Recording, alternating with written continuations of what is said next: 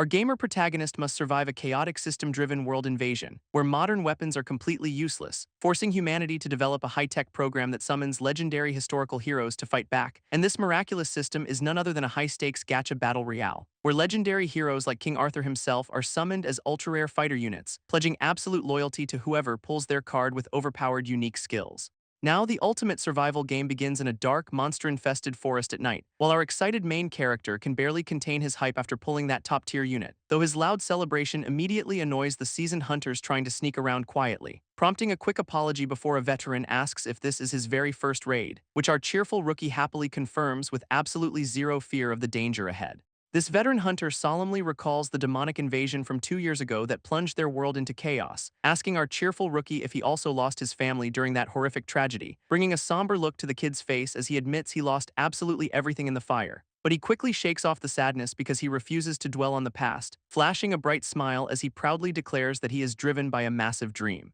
prompting the veteran to listen with deep respect while the rookie pulls out his phone, only to reveal his grand dream is actually just completing his collection of legendary gacha heroes. Going full goblin mode, he explains he is drowning in credit card debt and needs demon loot to fund his pulls, leaving the entire veteran squad completely speechless at the sheer level of this kid's gaming addiction. Before the leader sighs and reminds him that normal weapons are useless against demons without special abilities, our boy realizes these elite gifted hunters belong to a completely different world than his own, recalling how the day of the invasion brought two massive forces from another dimension, one being the hostile demonic race, and the other being friendly otherworldly allies who merged with Earth, allowing lucky humans to receive powerful skills directly from these magical visitors as a blessing, turning them into the legendary gifted warriors capable of actually fighting back against the demon horde. But since our broke protagonist lacks rich connections and cash, he relies on his mobile game instead. His latest top-tier pull is none other than Joan of Arc, the legendary French savior, who started out as a simple country shepherdess guided by the divine voices of angels, before leading her own army to victory and saving her entire nation at just 17 years old, and now she is fully summoned and ready to wipe out some demons for her master. Our hype protagonist celebrates with his system guide, fully expecting an easy victory with his new legendary unit, but their celebration is cut short when a massive spider demon lunges straight at them, forcing Joan to instantly deploy a glowing blue barrier to block the beast's deadly strike, proudly declaring that defensive magic is her absolute specialty as she reaches level 3, which immediately triggers a massive wave of panic from both the gamer and his system guide, especially when she cheerfully admits that she has absolutely zero offensive skills to fight back. Turns out, this specific version of Joan is actually classified as a support healer, leaving our boy completely devastated as he remembers she historically just waved a flag around. A crucial detail clearly printed in the tiny warning text of the gacha banner, leaving them completely defenseless against a giant monster with absolutely no way to attack. This giant spider demon mocks Joan as a mere flag-waving girl before unleashing a barrage of deadly tentacles. These sharp appendages easily shatter her defensive barrier, piercing straight through the protective shield like wet paper, leaving Kamuri completely defenseless as a sharp spike impales him right through the chest. But the system rules dictate that a summoned legend must prioritize saving their master's life above all else, prompting Joan to instantly trigger her level 3 healing magic to reverse the fatal damage. While his crying system guide holds him tight, the warm light begins stitching his flesh back together, and our boy can only stare in absolute shock as his fatal wound vanishes without a single scar. Realizing they are still in danger, the legendary savior prepares to unleash her ultimate unique skill, summoning the majestic Archangel Michael's blessing to cast a massive glowing golden crest over the battlefield, which instantly upgrades her defensive barrier to level 4 to block any further attacks from the beast. Although Joan's defense is absolutely top-notch, our boy realizes they are still completely stuck without any offensive power, meaning they will definitely die unless he can somehow pull a high-tier damage dealer right now, prompting his system guide to remind him about the free premium stones rewarded for completing beginner missions. But his excitement quickly dies when he realizes he has not actually won a single battle yet. Luckily, his eyes light up after spotting an easy quest for simply using skills 3 times, allowing him to instantly claim the final magic stone he needs with a frantic tap. And he wastes absolutely no time initiating a brand new summon to save their lives. Unfortunately, a red system warning pops up declaring his inventory is full and requires a deletion, leaving our broke gamer with no choice but to temporarily sacrifice his newly pulled defender, before he tearfully presses the delete button to bid a heartbreaking farewell to poor Joan. Joan looks absolutely horrified as she realizes she is being discarded like common trash, recalling the painful memory of her historical betrayal and execution that still haunts her soul, begging her master to remember her before she completely dissolves back into the digital ether, leaving our guilty gamer and his guide frantically bowing an apology for their ruthless decision, while the giant spider demon lunges forward to finish them off now that their defender is gone. Luckily, the system guide steps up to deploy her own elegant barrier just in time, earning a quick cheer of relief from our boy as he prepares his next move, which is immediately initiating another high-stakes gacha pull to save their lives once again. A massive glowing purple summoning circle erupts across the dark forest floor as the magic activates, though his guide terrifiedly points out the hilariously cruel possibility of pulling the exact same unit. Kamuri rants about his deep distrust of the game's drop rates, completely ignoring his guide's exasperated sighs. And his worst fears are confirmed when the summoning circle only flashes with a mediocre SR rarity. But his disappointment quickly turns to curiosity as a massive, imposing silhouette begins to step through the light, revealing a muscular warrior draped in a lion's pelt and carrying a massive wooden club, who is officially identified by the system as Hercules, the legendary Greek fighter ready for a challenge. Leaving both the gamer and his guide absolutely starstruck by this top-tier physical powerhouse. Pointing directly at their monstrous enemy, our hyped protagonist confidently orders his new summon to smash the beast, a command the legendary hero accepts with a calm, unwavering gaze of absolute certainty, before a blazing aura of intense fire erupts around him, showcasing his terrifying physical strength, as he tosses his massive club into the air to prepare for an absolute beatdown. This spider demon trembles in confusion, wondering why this new summon radiates such an absurdly high level of magical power, while Kamuri can barely contain his smug grin as he realizes his desperate gamble actually paid off, because a colossal fist of pure, roaring fire erupts from the summoning circle to incinerate the darkness, revealing that Hercules was only nerfed to SR rank because his single-use skill is too broken for the game. Leaving our gamer protagonist completely starstruck as he prepares to witness the true meaning of raw power, which the system confirms actually surpasses the destructive output of even the highest ultra-rare summons, prompting Kamuri to let out an excited battle cry as the blazing aura sweeps across the entire forest, before Hercules unleashes his legendary Cornuhello's strike, sending a massive pillar of apocalyptic fire crashing downward, forcing the terrified spider demon to stare directly into its impending doom as the flames breach its defenses. And with a final agonizing scream, the monstrous beast is completely vaporized in a spectacular explosion of light. As the smoke clears, Hercules stands triumphantly behind our boy, his fiery aura still crackling with immense heat, allowing Kamuri to catch his breath and confidently declare their absolute victory over the terrifying threat, which immediately triggers a system notification confirming he has officially cleared his very first beginner mission. This system details Hercules' legendary status as a slayer of mythical beasts like the Hydra and Cerberus, proving that this foolish demon stood absolutely zero chance against a literal god of physical strength, leaving the charred, shriveled remains of the beast to weakly mutter in absolute disbelief at his power.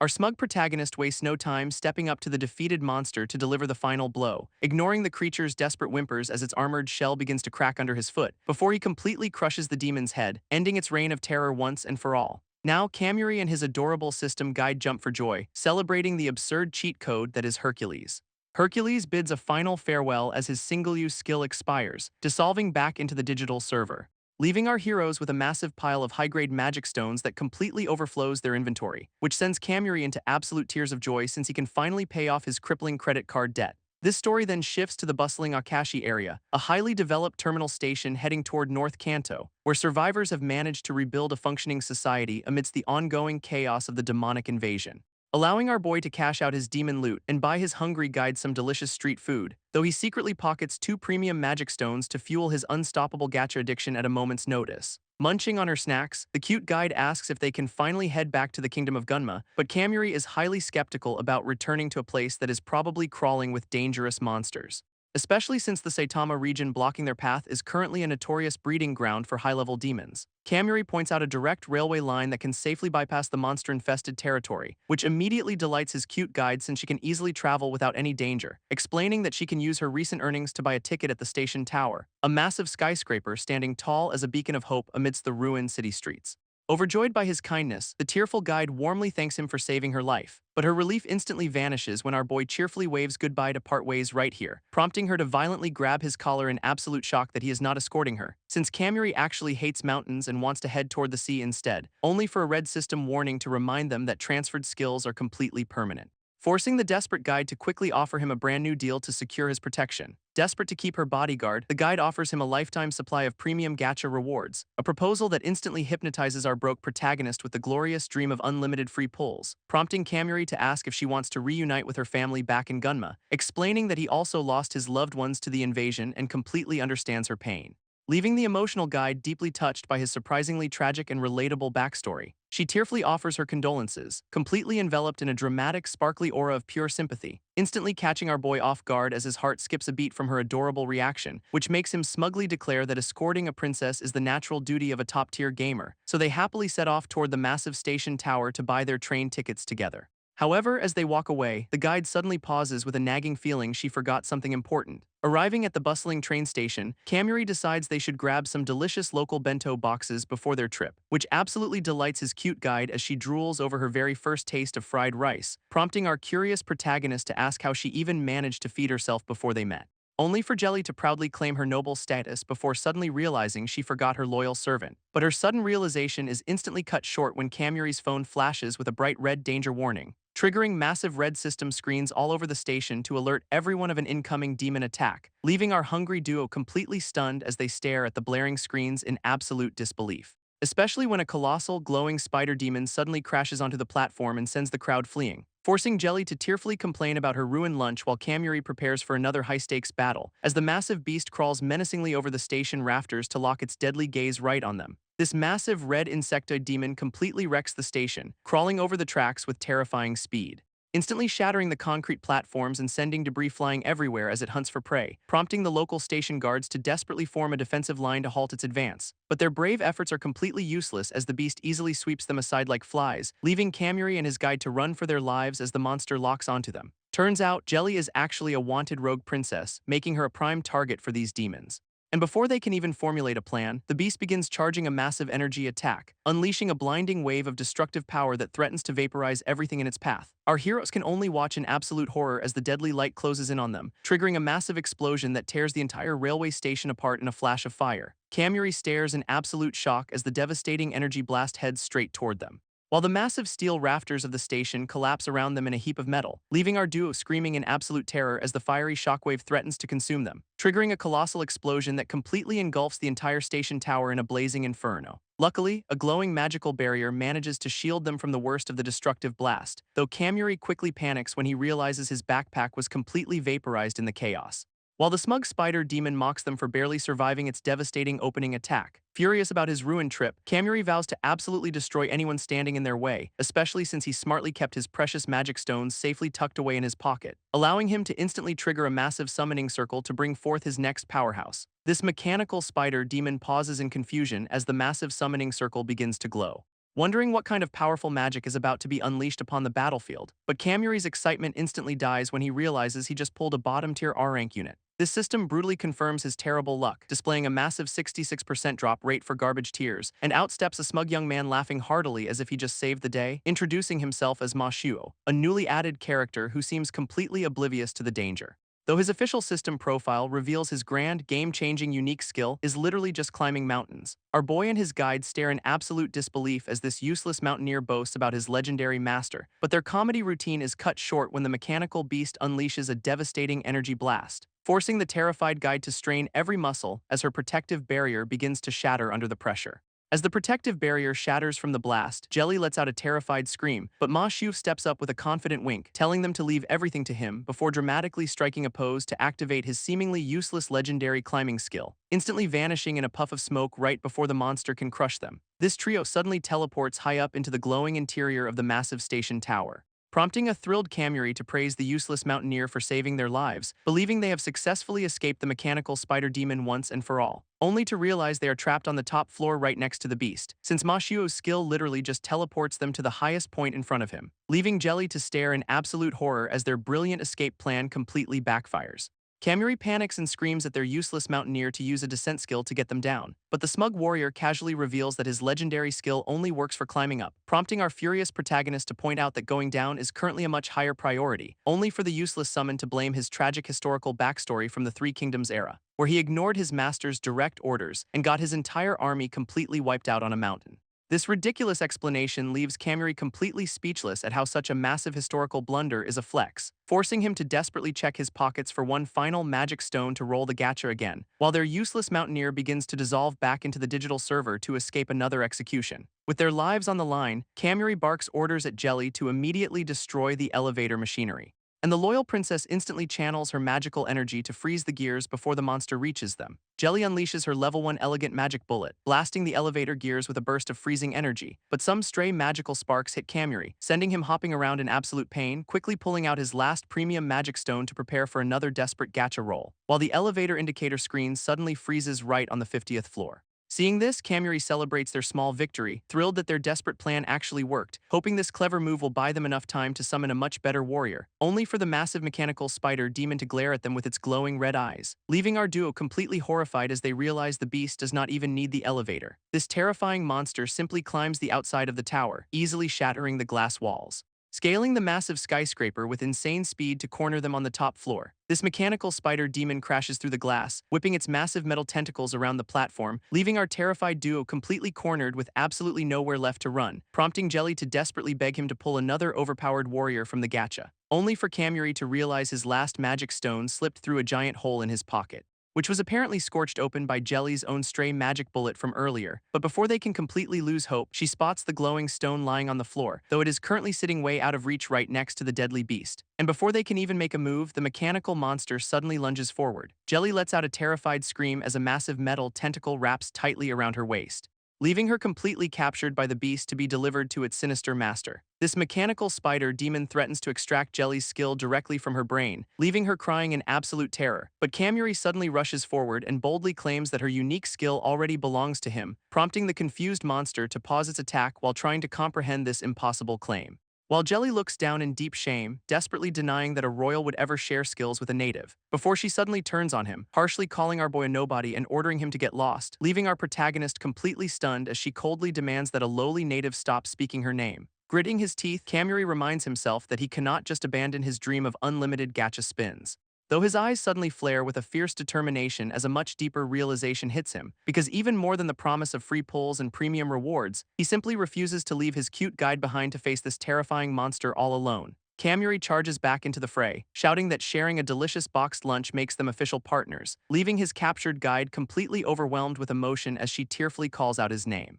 Even though she tried to push him away to protect him, he refuses to abandon his precious ally, sprinting forward with absolute determination because sharing a station bento is a sacred bond to a gamer, which deeply touches the crying princess as she realizes he is actually risking his life for her. Suddenly, our boy points to the sky and confidently announces the arrival of the military's kamikaze drones, completely catching the massive spider demon off guard as it pauses to scan the empty air, allowing Kamuri to quickly slide across the dusty floor while the distracted monster looks away, snatching his dropped premium magic stone off the ground in a brilliant display of tactical deception, only for the clueless beast to look around and realize there are absolutely no drones coming. Kamuri proudly holds up his retrieved magic stone, declaring that rules and limits are meant to be broken, crushing the glowing gem in his fist to release its raw, untapped energy in a brilliant flash, which instantly triggers a massive, glowing summoning circle that erupts with overwhelming magical power, leaving the mechanical spider demon completely stunned by the sudden, massive surge of energy. Meanwhile, Jelly hangs upside down in absolute despair, terrified that her useless rival Jean might show up again, but Kamuri confidently reassures her that this standard banner has a 0% chance of pulling that disaster,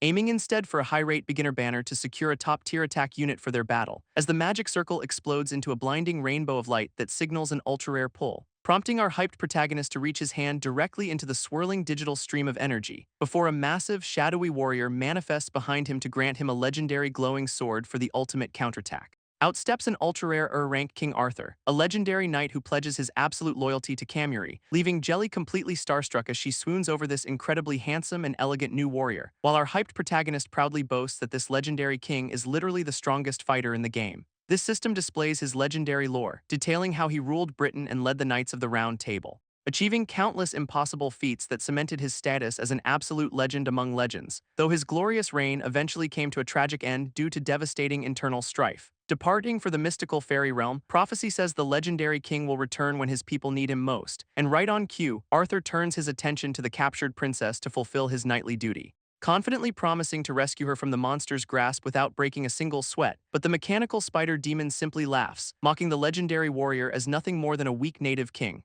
This mechanical spider demon unleashes a massive energy blast, boasting that these weaklings could never defeat its ultimate power. But King Arthur calmly steps in front of a panicking Kamuri, confidently promising to handle everything, drawing his legendary glowing sword to activate a secret ability that completely catches the monster off guard. He unleashes Excalibur's Sheath, a legendary defensive skill that instantly nullifies the beast's devastating attack, leaving Kamuri absolutely thrilled by this overpowered cheat skill while the monster stares in complete disbelief. Unfortunately, the system reveals this legendary skill was actually hidden to escape Arthur's terrifying Yandir sister, Kamuri quickly brushes off the hilarious family drama, ordering his legendary knight to help him rescue Jelly, prompting the furious mechanical beast to lash out with its massive metal tentacles in a desperate counterattack. Our hyped protagonist leaps into action, easily dodging the incoming strikes while slicing through the metal limbs, while Arthur charges right alongside him, ready to deliver a devastating final blow to the mechanical monster. Arthur leaps into the air and slices through the monster's tentacles with a single, elegant strike, catching the falling princess in his arms while Kamuri celebrates their successful rescue operation. But instead of backing down, our hyped protagonist prepares to unleash his knight's ultimate skill, leaving the mechanical spider demon completely frozen in terror as the overwhelming magic charges up, before Kamuri swings the legendary blade forward with a fierce battle cry for humanity,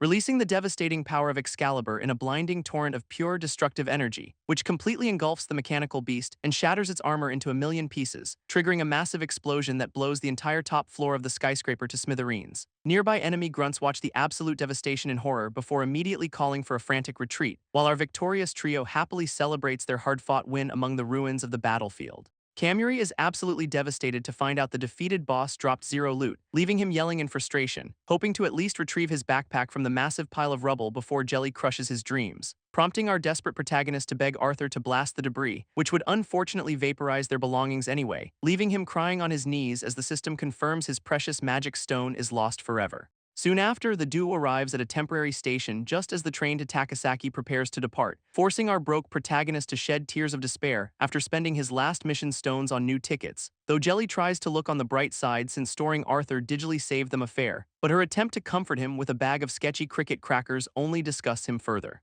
As they settle into their seats, the curious princess asks if they can still connect to the Saitama servers, and Kamuri confidently confirms that the regional defense antennas will keep their connection perfectly stable. Jelly munches on her snack, completely baffled by the idea of game antennas being hidden at military bases, but she quickly cheers up at the thought of the handsome King Arthur escorting them to Gunma, prompting a highly defensive Kamuri to furiously deny any jealousy when she playfully teases his sudden attitude, quickly changing the subject to marvel at the beautiful horizon they have not seen in over 2 years, only for a creepy, disembodied grin to suddenly manifest in the shadows of their train car, instantly putting our duo on high alert as they spin around in absolute shock, revealing a massive, muscular, fish-like demon who demands they hand over the princess if they value their lives. Though Kamuri confidently refuses the threat, proudly calling upon his newly summoned legendary knight to save the day, until Arthur casually reveals that his ultimate skill is currently locked behind a massive 24-hour cooldown, leaving our desperate protagonist crying and begging his smug summon for forgiveness as their plans instantly crumble. Kamuri desperately plans to send Arthur back to the server and roll a new gacha warrior,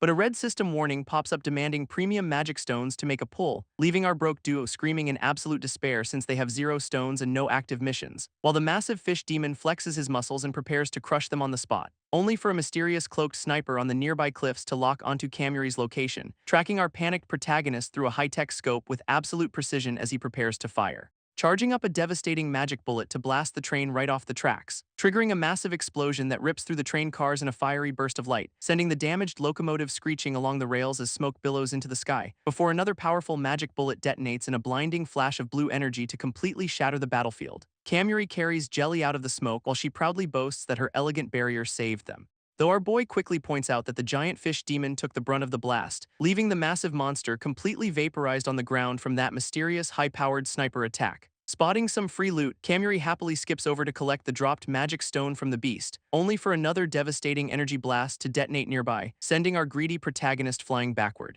prompting the panicked duo to run for their lives as a barrage of purple lasers rains down, before a mysterious cloaked assassin leaps down from the sky, cursing them for being so slippery. This hostile sniper lands gracefully, pointing a massive high-tech rifle while coldly marking Kamuri as their target, leaving our confused protagonist demanding answers while his terrified guide cowers in fear behind him. As the assassin calmly admits their first shot missed him and hit the fish demon instead, Kamuri frantically dodges a barrage of purple lasers, confidently shouting that the assassin simply has terrible aim, but the cloaked sniper stubbornly insists he is barely dodging, while secretly panicking about running out of mana, prompting our boy to point out that their previous, successful shot only hit because a train got in the way. And when asked about their actual effective range, the sweating assassin admits they only hit at point-blank distance. To prove the point, the clumsy sniper accidentally shoots an explosive barrel right next to them, triggering a massive blast, sending our poor protagonist flying backward as the entire area erupts in a chaotic, fiery explosion. As the smoke clears, the assassin's hood falls back to reveal a surprisingly cute, red-eyed little girl. leaving Kamuri completely dumbfounded to realize their deadly sniper is actually just a tiny kid named Eboshi, whom Jelly happily hugs as her loyal maid, even while the tiny warrior vows to execute her kidnapper, forcing our panicked protagonist to desperately defend his honor while the hostile kid pins him to the ground. Kamuri roasts Jelly for completely forgetting her own maid, but she blames her royal upbringing for the memory lapse, explaining that she usually delegates everything, and constant monster attacks kept distracting her from remembering her loyal servant, before hostile voices suddenly echo through the area, forcing a panicked Kamuri to grab everyone and run for cover, while Eboshi quickly takes charge to guide the crying princess away from the relentless pursuit of their enemies. This exhausted trio eventually catches their breath inside an abandoned shopping center, temporarily escaping their pursuers, prompting our hyped protagonist to immediately gear up with a plastic plunger and a construction helmet for safety, though their relief is short-lived as Jelly's stomach growls loudly over the completely expired food options in the ruins, leading Eboshi to blame Kamuri for wasting her mana before he desperately suggests hunting for local wildlife, only to spot a massive, plump pigeon that the system identifies as a protected local monument of Saitama. Undeterred by the law, our starving hero slowly creeps up on the bird, trying to hide his absolute hunger. This harmless pigeon suddenly opens its face like a terrifying monster, revealing a hidden Majin trap. Before our boy can even react, the disguised beast clamps its massive jaws onto his head, leaving Jelly screaming in absolute horror while Eboshi calmly explains this is a mutated regional Majin. Sighing at her useless allies, the tiny sniper leaps into action to save her master's captor, unleashing a devastating point-blank blast from her sniper rifle to vaporize the monster right off him, leaving the beast perfectly roasted as Eboshi proudly offers the cooked Majin meat for dinner, explaining that non-talking monsters are totally edible and packed with magic, though Kamuri laments the lack of loot. But as the starving princess clutches her stomach, Eboshi suddenly remembers her ultimate mission, proudly presenting a box of limited edition super curry she spent days searching for in the ruins, leaving Kamuri completely dumbfounded that she risked her entire life just to fetch some instant food. Eboshi formally introduces herself as the princess's loyal maid. While Kamuri roasts Jelly for being incredibly lazy, Eboshi explains that the princess got stranded during an infiltration event and could not return to her kingdom, meaning the relentless Majin will chase her forever to steal her legendary spirit summoning powers. But Kamuri realizes he can bypass this restriction by connecting to the server on their way to Gunma, leaving the tiny maid completely baffled by his bizarre plan to summon spirits outside their native lands, though she quickly dismisses his gaming logic as total nonsense that will only get their brains sucked out.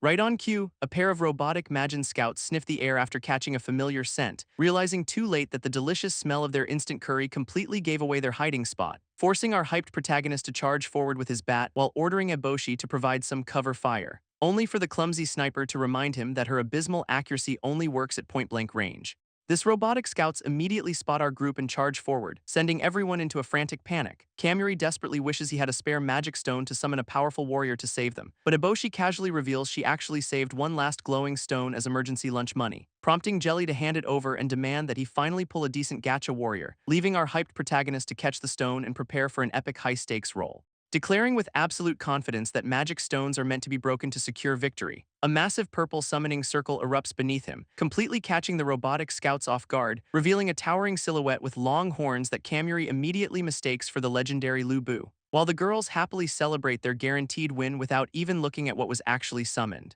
only for the terrifying silhouette to reveal itself as a giant glowing cockroach instead of a hero. Instead of a legendary warrior, the summon turns out to be the incredibly weak mountaineer Ma Su, leaving our disappointed protagonist to furiously complain about the incredibly misleading silhouette that got his hopes up, though the cheerful summon proudly boasts about his slightly increased stats that are still completely useless. Seeing such a pathetic opponent, the robotic scouts immediately target him for an easy kill, prompting Eboshi to step forward and unleash a powerful magic bullet to blow them away, triggering a massive explosion that completely shakes the ruins and temporarily halts the enemy advance. But the mechanical scouts quickly recover from the blast, determined to capture the princess at all costs. Masu cheerfully suggests using his mountaineering skill to escape to the top floor, which only annoys Kamuri. Meanwhile, Jelly struggles to maintain her barrier while Eboshi complains she cannot shoot her rifle from inside, forcing our panicked protagonist to realize that their only escape route was completely destroyed by the previous blast. With the elevator completely blocked by rubble and the power cut off, their options are looking incredibly slim, leaving the central escalator as their only viable escape route to reach the upper floors, prompting Kamuri to ask if Eboshi is basically a ninja, which Jelly reluctantly confirms is close enough, so our boy immediately orders Masu to use his mountaineering skill to carry them up, while Jelly desperately screams as the robotic scouts crack her magical barrier with brute force. Instead of panicking, the useless summon begins a highly dramatic speech about why people climb mountains,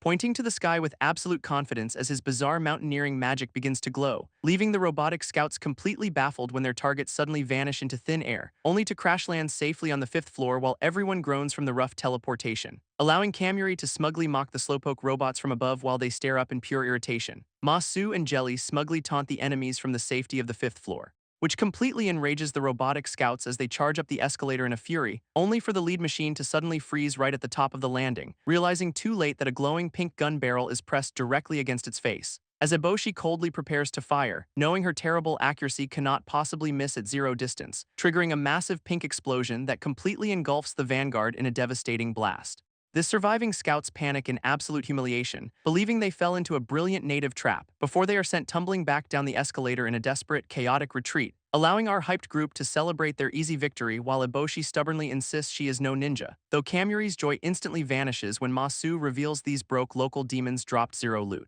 Jelly and Eboshi collapse from exhaustion, their stomachs growling loudly as their magic power completely runs dry, but their brief rest is cut short by heavy footsteps echoing through the ruined shopping center, revealing that the massive fish demon Latimiria has somehow returned to claim the princess, leaving a completely stunned Kamuri to scream in disbelief since he literally saw the beast vaporized, only for the smug monster to explain that his cheat-like regeneration skill lets him rebuild his entire body, prompting our panicked duo to realize they were completely fooled by a fake death on the train, as the buff fish demon leaps into the air to show off his terrifying physical strength, slamming back down to the floor with a massive shockwave that shatters the concrete beneath him, before calmly praising our exhausted heroes for putting up such a surprisingly decent fight, and coldly demanding they hand over the princess now that their luck has finally run out. While Jelly cries in despair, Kamuri refuses to give up on his dream of unlimited gacha, charging forward to swing his plastic bat at the massive fish demon who mocks his weak weapon, but our boy simply smirks because he never actually planned on fighting this monster alone, revealing Eboshi riding on his back while charging up a massive, high-powered magic blast.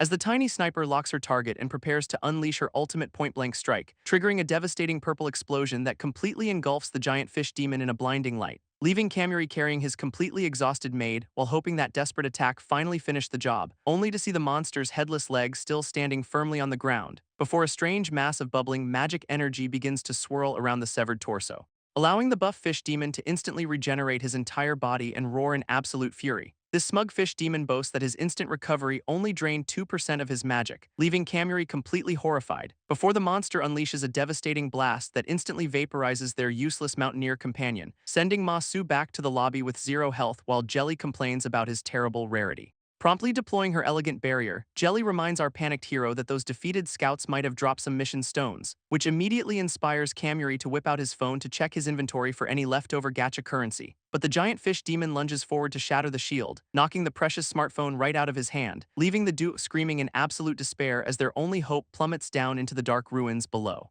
Looming over them with a smug grin, the massive beast coldly declares that their lucky streak has officially ended. Our boy desperately shields the exhausted girls, gritting his teeth as he tries to find any way out of this mess, only to realize they are completely cornered with absolutely no mana, no weapons, and no way to summon help. This massive fish demon winds up a devastating punch, ready to end our heroes once and for all, with his glowing fist aimed directly at Kamuri and Jelly as they brace for the worst. But suddenly, a stylish blonde commander crashes through the glass with an entire squad of armed soldiers, followed by another military unit eager to defeat the monster and secure their legendary S-rank promotion, leaving our ecstatic duo to celebrate the sudden arrival of the local autonomous military reinforcements, though the smug fish demon remains completely unimpressed by these new human challengers. Dodging the massive punch with incredible agility, the dapper commander leaps into action, striking a highly dramatic pose with absolute confidence while preparing his next high-tech move, before wrapping a glowing wire around the giant beast to completely lock him in place, triggering a massive electrical explosion that completely engulfs the battlefield in a blinding flash of light.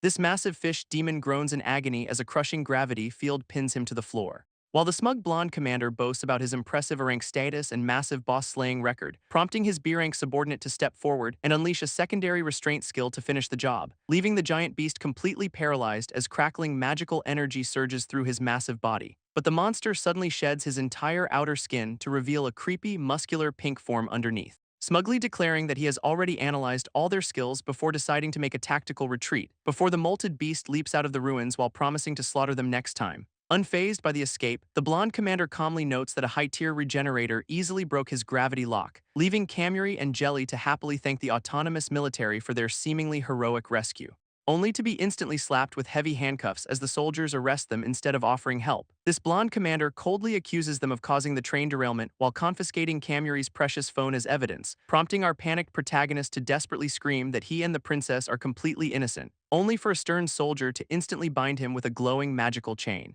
smugly explaining that his special lock skill allows him to freely control his target's limbs, leaving our heroes to be dragged away while Kamuri desperately boasts about defeating the Ikebukuro Majin. But the soldier simply calls him a lying rogue user and promises daily torture until he confesses. While the polite commander promises the girls a comfortable separate room, Kamuri laments his complete lack of human rights, as he gets dragged away while yelling that he will be the one to defeat the Kawaguchi Majin, which only earns him a mocking laugh from the guards before they are ordered to the detention room. Later that night, heavy security patrols the perimeter of the heavily fortified Kawaguchi Autonomous Military Base. Locked in a dingy cell, Kamuri asks Jelly if she was mistreated, only to find she got a luxury suite. While our boy loses his mind, learning their captors are just obnoxious pay-to-win players bragging about their stats, but the mood softens when the princess sincerely thanks him for keeping Eboshi safe during the chaos, leaving Kamuri completely stunned by her sudden warmth after all their constant bickering, so he awkwardly takes the blame for dragging her into this mess while reminding her to stay hidden, prompting a deeply blushing Jelly to nervously look down as she prepares to ask a massive question, wondering if she can officially appoint him as her personal knight once they finally reach her kingdom,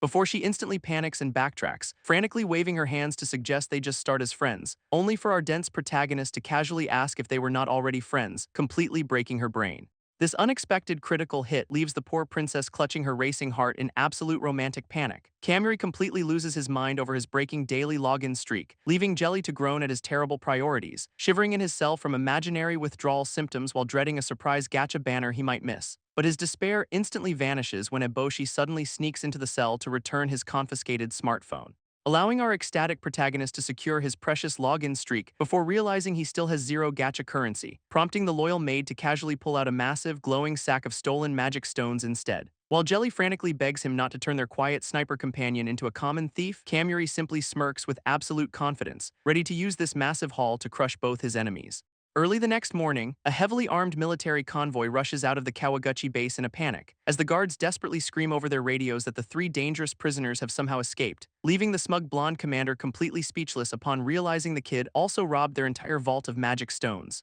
Meanwhile, a massive, muscular silhouette charges through the dusty wasteland with terrifying speed, revealing that the monstrous fish demon Latimiria is already back on the warpath, which immediately halts the pursuing military convoy as they decide to prioritize this massive threat, prompting the heavily armed soldiers to charge forward and open fire with everything they have. But the smug beast easily shrugs off their bullets while mocking their primitive human weapons, forcing the B-rank subordinate to step up and activate his specialized magical restraint skill, which instantly binds the giant fish demon in a glowing, unbreakable chain of energy, allowing the dapper blonde commander to confidently unleash his signature gravity magic, slamming a crushing force field directly onto the monster to shatter the concrete beneath him, leaving the pinned beast to glare in absolute fury at these annoying local pests. This blonde commander cranks his gravity magic up to 1,000 times normal force to crush the beast, leaving the giant fish demon screaming in agony as his massive body is pinned to the ground. But a massive explosion only reveals that their ultimate combo failed to put the monster down, as the glowing beast bursts through the smoke with his terrifying regeneration skill fully active, smugly boasting that their entire high-tier assault only drained a pathetic 2% of his magic. This ridiculous power gap leaves the elite military duo sweating in absolute panic as they scramble to attack, only for the massive fish demon to completely ignore them and leap right over their heads, prompting the confused soldiers to realize the giant beast is actually hunting a completely different target. Turns out, the monster spotted our defenseless princess hiding alone in the dark ruins of the base, looming over poor Jelly with a terrifying grin while promising to steal her brain once and for all. This giant fish demon suddenly realizes Kamuri is missing, realizing our boy used the princess as bait, which leaves the horrified military commander to call Kamuri an absolute demon for sacrificing a girl, while poor Jelly weeps in absolute fury after literally being thrown out of a moving car. Rewinding back to 5 in the morning, a stolen military jeep speeds through the dusty wasteland, where Kamuri excitedly explains to his quiet maid that the demon army is guarding the border, prompting our smug protagonist to lay out his master plan with absolute unearned confidence, predicting that the greedy fish demon will definitely show up to steal all the credit himself, meaning they just need to use Jelly as a decoy to lure the monster away alone. Suddenly, a massive explosion rocks the battlefield and catches the military forces completely off guard, as the next phase of Kamuri's chaotic plan finally begins to unfold in the ruins. Eboshi disguises herself as Zeri to act as the perfect bait for the pursuing monster, hoping to lead the beast straight into the autonomous military forces to wear them both down, especially since the giant fish demon is still boasting about his ridiculous magic reserves, prompting our boy to cackle like a true villain while cheering on their mutual destruction. But their chaotic celebration is cut short when they spot the actual demon army ahead, revealing a terrifying squad of glowing-eyed armored soldiers marching right through the wasteland, leaving a determined Kamuri to declare that it is finally time to start their own battle. Hanging out of the speeding vehicle, our hero activates a massive glowing pink summoning circle, only to pull a flamboyant masked R-rank sage who immediately boasts about his useless alchemy skills, leaving Kamuri completely disappointed by this shady summon while his disguised maid accidentally breaks character. Charging straight ahead, Kamuri and his new flamboyant summon speed directly toward the armored demon army, while a crying Eboshi drives the jeep as our boy declares their ultimate gacha grind has officially begun, prompting the masked alchemist to strike a dramatic pose while introducing himself as a legendary French revolutionary,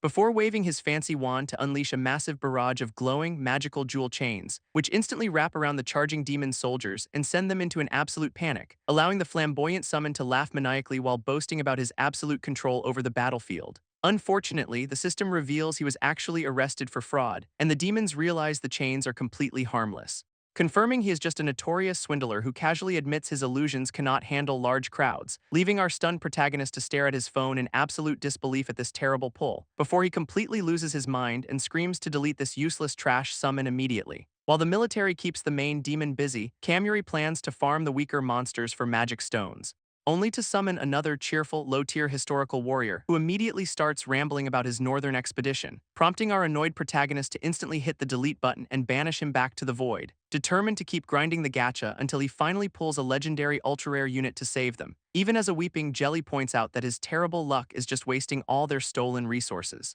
Still, Kamuri confidently maps out his master plan to ambush the weakened fish demon from behind, hoping to steal all the glory and secure a massive victory for their ragtag group. Unfortunately, his next pull is the exact same useless warrior who gets instantly overwhelmed by basic enemies, forcing our disappointed boy to delete him once more as his perfect strategy completely falls apart. But a sudden, powerful fist shatters the air as a brand new challenger finally enters the fray. A bright flash of magical light reveals yet another summon stepping onto the battlefield, but it is just the same useless warrior saluting cheerfully while armored demons surround their jeep, leading to a miserable cycle of endless gacha failures as our desperate protagonist keeps pulling trash, forcing him to aggressively hit the delete button while his poor maid weeps in absolute despair, leaving our broke hero clutching his head in absolute agony over his legendary bad luck. By sunrise, a massive horde of angry demon soldiers is chasing their speeding vehicle through the wasteland, prompting a crying Eboshi to scream that they are officially running out of stolen magic stones, before she suddenly realizes they drove in a massive circle and ended up right back in danger. Suddenly, their runaway jeep crashes straight through the active battlefield where the military is fighting the fish demon,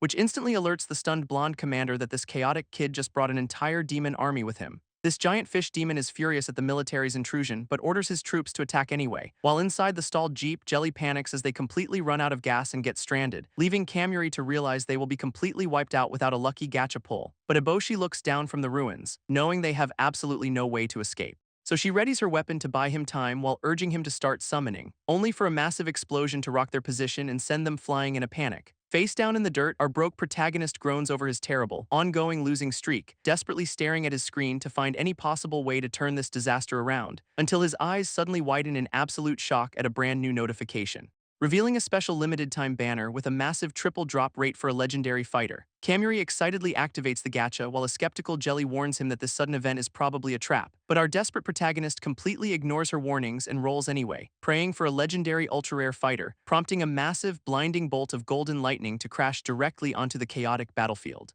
As a wild, maniacal laugh echoes through the smoke to signal the arrival of someone truly monstrous, out steps a towering, red-haired warrior with horns, leaving our stunned heroes to cling to his back in awe, and the system confirms he actually pulled Raging Thor, a legendary fighter with godlike lightning skills, leaving the elite military commanders completely speechless as they recognize this mythical powerhouse from Norse legend. Even the giant fish demon breaks into a cold sweat, staring in absolute disbelief at this terrifying new threat. Realizing his desperate gamble actually paid off, Kamuri smugly points forward and orders his new god to attack, while the legendary warrior raises his lightning-charged blade with a ferocious grin to unleash absolute devastation. This system explains that power in this world is strictly divided between humans, demigods, and actual gods, with Raging Thor reigning supreme as the ultimate Norse war god wielding the legendary hammer Mjolnir, making him an absolutely broken character who once crushed entire armies of giants without breaking a sweat. which is exactly why our ecstatic protagonist immediately orders his new powerhouse to crush the fish demon, prompting the wild god to let out a terrifying battle cry as he charges directly into battle.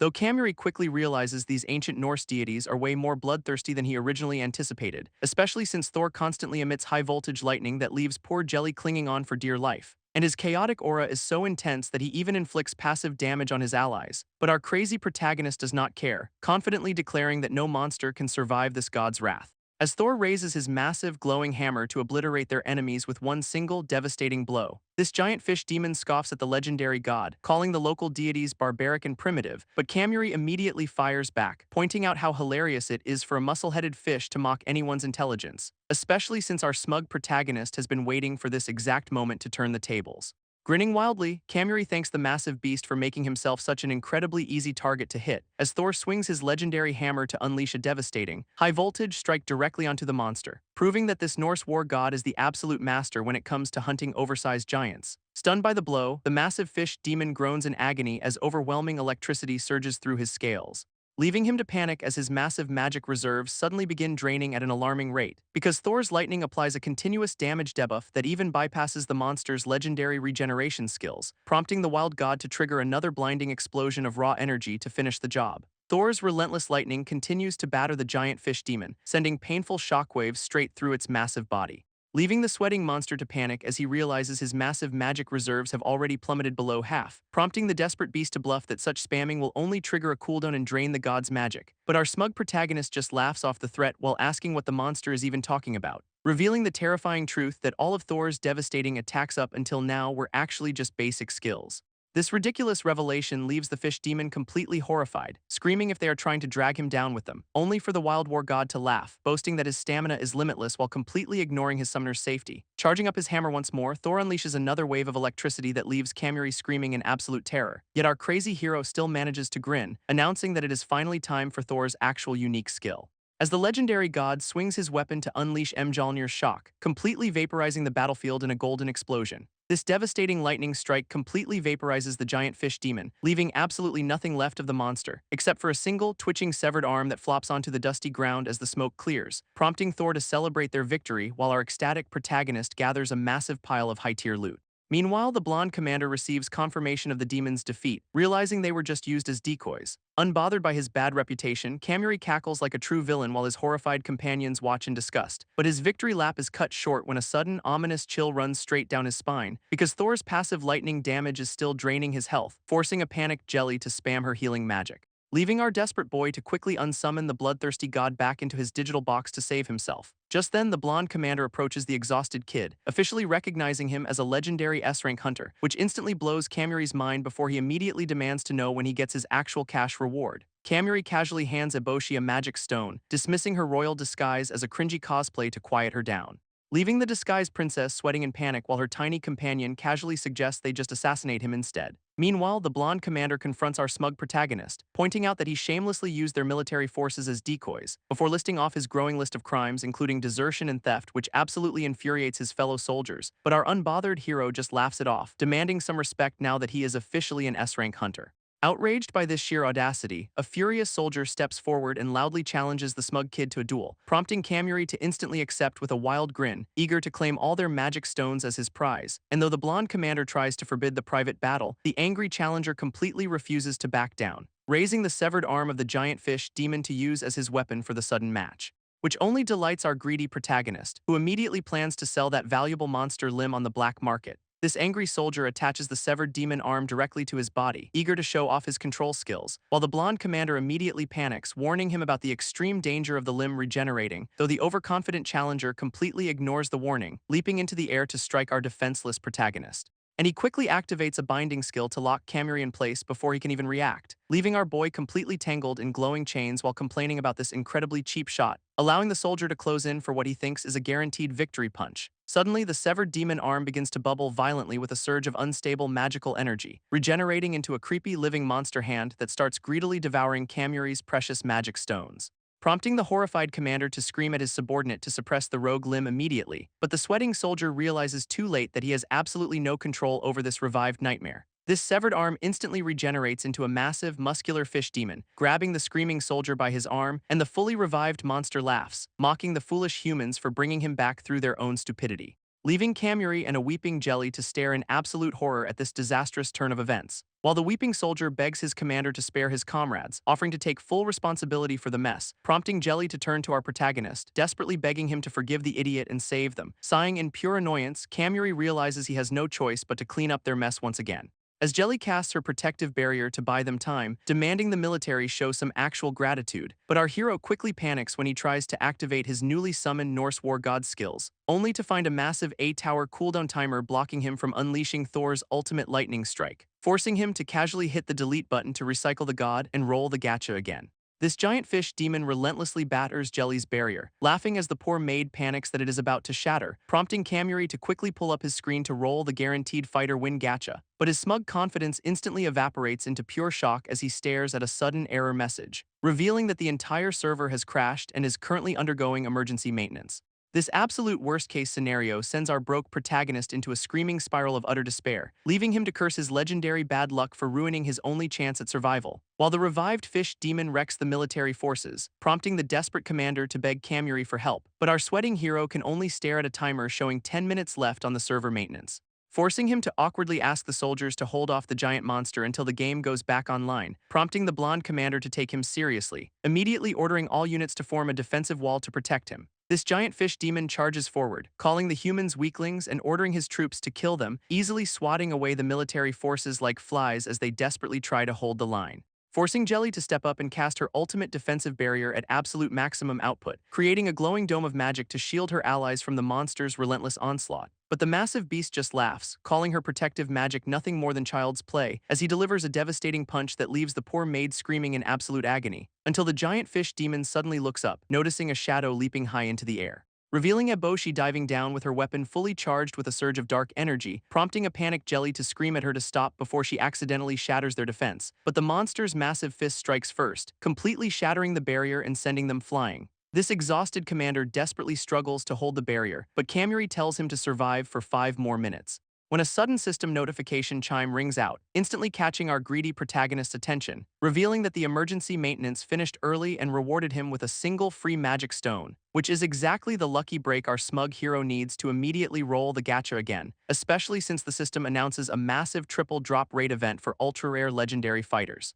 prompting Kamuri to do some incredibly questionable math to convince himself his luck is absolutely guaranteed, as a blinding rainbow light engulfs him to signal the arrival of another godlike warrior, leaving a starry-eyed Jelly to cheer in pure excitement as the legendary summon sequence begins, while the giant fish demon stares in absolute horror at the sudden surge of overwhelming power. As Raging Thor returns with a wild laugh, ready to obliterate the monster with his legendary Thunderstrike, Kamuri drools over Thor's newly boosted resummon stats, feeling like a wealthy pay-to-win player, and he immediately hitches a ride on the wild god's back as they charge straight into battle, leaving the terrified fish demon to desperately scramble backward when he realizes his magic is still depleted. But there is absolutely nowhere to hide from a literal god descending from the heavens, while the stunned military officers can only watch in awe as the ultimate showdown begins, prompting Kamuri to scream in a mix of terror and pure hype as the lightning intensifies, before Thor slams Mjolnir down to unleash a devastating thunderstrike that completely engulfs their massive target, frying the giant monster into absolute oblivion before he can even think about regenerating his limbs,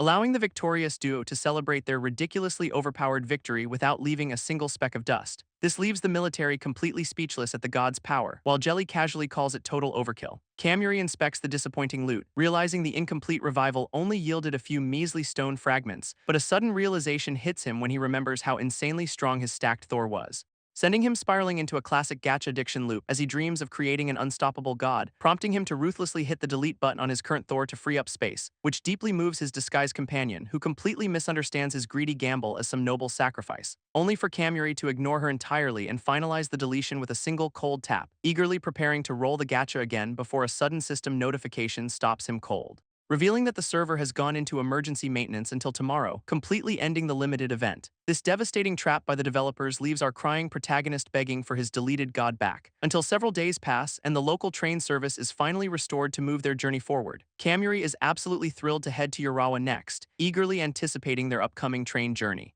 boasting that true celebrities always travel by train while completely rejecting a free military jeep, since he believes cars are dangerous and train bento is simply too delicious to pass up, prompting Jelly to happily dig into her food while praying they do not get sniped again. Our smug protagonist then suggests they officially form a trio to continue their journey to Gunma, which the hooded maid quietly accepts since her ultimate duty is to protect her beloved princess. Noting how incredibly happy the disguised royal looks while enjoying her peaceful meal, this ecstatic kid celebrates this new alliance, completely unbothered that the server downtime ruined his chance at another Thor, as he eagerly grabs Eboshi's hands to express just how incredibly helpful she will be, only to shatter her respect by revealing he just wants to use her as a convenient decoy ninja. Kamuri shakes hands with his new companions, planning to use them as meat shields to boost his survival rate, eagerly preparing to board. He justifies his exploitation since he is completely defenseless while rolling the gacha. Suddenly, a polite voice calls out his name, interrupting his greedy daydream and catching him completely off guard. A beautiful blue-haired commander steps forward and salutes, introducing herself as Mizuki from the Tokyo Task Force.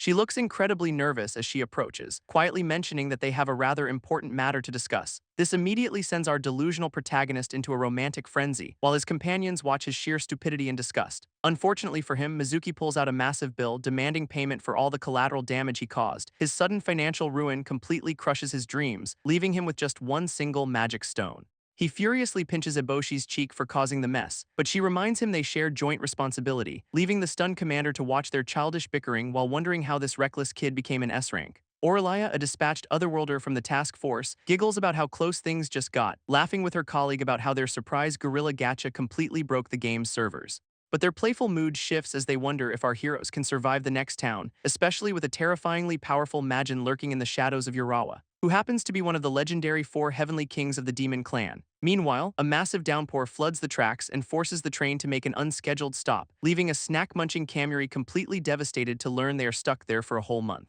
Though Jelly is just excited to explore while Eboshi quietly senses some serious trouble ahead. As they arrive in Urawa, a declining town famous for producing rare anti-demon weapon materials, which is currently overrun by hostile warriors and widely known as the dangerous Ronin town. A loud military captain named Toranasuk rallies his troops, eager to defeat the Urawa Majin with Tokyo's help. But his rival Shigoro casually dismisses him, preferring to avoid unnecessary conflict and do his own thing, prompting a nervous Mizuki to step in with her megaphone, trying to introduce her elite Tokyo task force. She mentions a rare mineral vein hidden in the town, completely oblivious to the tension building right above her, which instantly triggers both rival captains, sending them into a greedy frenzy over the valuable resource, leading Toranasuk to immediately order his men to crush their rivals and claim the vein first, while Shigoro rallies his own warriors to fight back, claiming they must prevent a total monopoly. A massive brawl erupts instantly, leaving the poor commander screaming warnings about the awakening demon to absolutely nobody. Mizuki despairs at the chaotic mess until she suddenly spots a familiar face in the distance,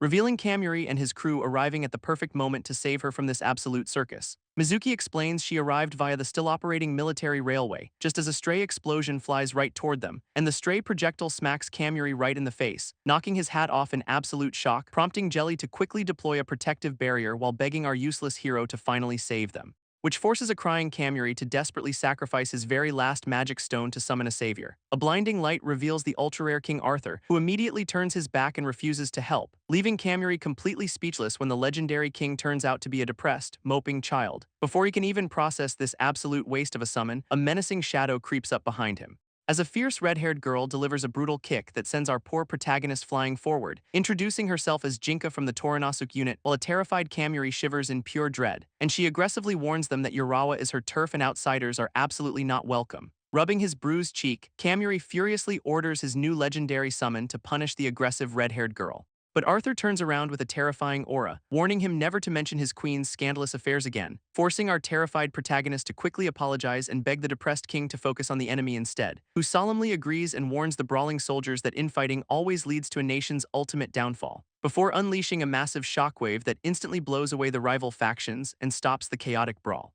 which makes Kamuri gleefully celebrate this barbaric display of raw power while Jelly watches in absolute horror. Suddenly, our greedy hero notices that Jinka has completely vanished from the battlefield using a stealth skill, only for the sneaky girl to whisper right behind his ear and catch him completely off guard, prompting Kamuri to swing his weapon wildly in a panic before taking a brutal knee to the spine. leaving him to desperately struggle against an invisible opponent who easily outmaneuvers his every clumsy move. Kamuri loses his mind and threatens to vaporize the entire area with Excalibur, forcing Jelly to desperately hold him back. But Jinka is suddenly interrupted by a radio call warning her that a rival faction is heading for the mountains, prompting the agile ninja to quickly abandon the fight and head off to claim the valuable mineral vein first. This allows our bruised protagonist to pretend he is letting her off easy, though he is actually trembling in pain, and he immediately collapses in utter despair, realizing he spent his very last magic stone and cannot even afford food. Fortunately, a blushing Mizuki steps in to save him from starvation by offering a delicious fried rice bento as thanks, which instantly revives our greedy hero, who happily celebrates his favorite meal while wondering if he is finally popular.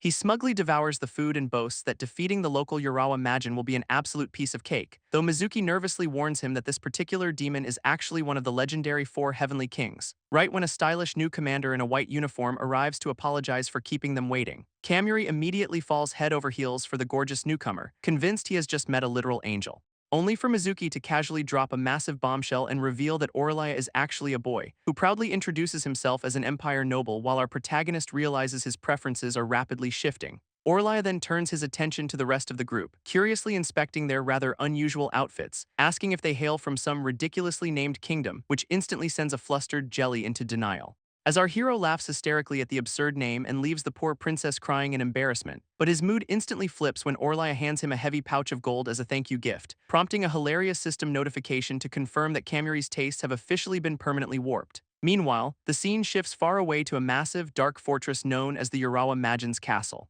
where the terrifying demon lord sits on his throne, amused by the foolish humans fighting over the mineral vein. A messenger bird delivers the Demon King's absolute command to capture the princess immediately, but Jinka has other plans as she sneaks into his throne room with a raised dagger, aiming straight for the Demon Lord's neck to claim his head instead of worrying about minerals, only for her target to effortlessly dodge the surprise strike and leave her completely shocked. Realizing her flawless stealth technique has somehow been completely bypassed in an instant, before she can even retreat, the elegant demon lord firmly grabs her wrist with terrifying speed, leaving the red-haired ninja desperately wondering how anyone could possibly detect her hidden presence, prompting him to smugly explain that sound wave vibrations reveal her location even when invisible. He politely commends her impressive courage for infiltrating his castle all on her own, before casually tossing her aside and announcing his departure to Urawa to handle some personal business. Jinka is absolutely furious that the demon lord is casually dismissing her instead of fighting, but her anger instantly turns to pure terror when she senses his suffocating, monstrous aura, leaving the elegant Majin to coldly warn her that continuing this fight will cost her life, which forces the proud ninja to grit her teeth and accept her humiliating defeat. Though she still yells a desperate threat about making him regret this as she flees, allowing the sinister demon lord to focus on his true mission of capturing Princess Zeri. Meanwhile, our completely oblivious princess is just happily giggling away without a single care in the world, right as the group heads deep into the treacherous Urawa Mountain dungeon to inspect the mines, only for a massive, armored mechanical monster to suddenly ambush the workers with a terrifying screech, prompting a hard hat-wearing Jelly to step forward and confidently unleash her level 1 magic bullet. Jelly's level 1 magic bullet detonates with a massive flash, completely vaporizing the mechanical monster in a single hit, revealing just a tiny pebble rolling away as the dust clears from the underwhelming explosion, leaving the group completely empty-handed as they struggle to find even a single trace of rare minerals, prompting Kamuri to briefly consider begging Orlaya for gold before shivering at his own rapidly warping preferences. So he aggressively orders his legendary summon to use the ultimate holy sword for basic excavation work, throwing a childish tantrum until the depressed king reluctantly agrees to waste his legendary weapon on dirt. With a dramatic shout, our greedy protagonist activates his unique skill to channel the legendary blade's power, unleashing a massive storm of blue lightning that violently blasts the entire cave system to pieces, which immediately sends Kamuri into a joyful victory dance, convinced they are about to become filthy rich, until Eboshi uses her scouting skill to dryly confirm there is absolutely no mineral vein here. Exhausted from the manual labor, Kamuri complains about wanting to go back to his lazy, neat lifestyle, only for Jelly to proudly reveal she survived Tokyo by selling off her royal jewels and accessories. But their conversation is cut short when a bright flash suddenly illuminates the dark mine shaft, revealing the red-haired ninja Jinka as she stumbles out of the shadows looking completely exhausted. She immediately accuses them of trying to steal the mineral vein, forcing Kamuri into a hilarious defensive stance, before she frantically warns them that the terrifying Urawa Majin is on his way to capture the princess. Pointing a finger, she tells our useless hero to run for his life if he wants to survive, vanishing into thin air in a flash of light before they can even ask any questions, leaving a completely bewildered Kamuri standing alone on the abandoned railway tracks in utter confusion. So he decides the best course of action is to just hide in a local inn and sleep.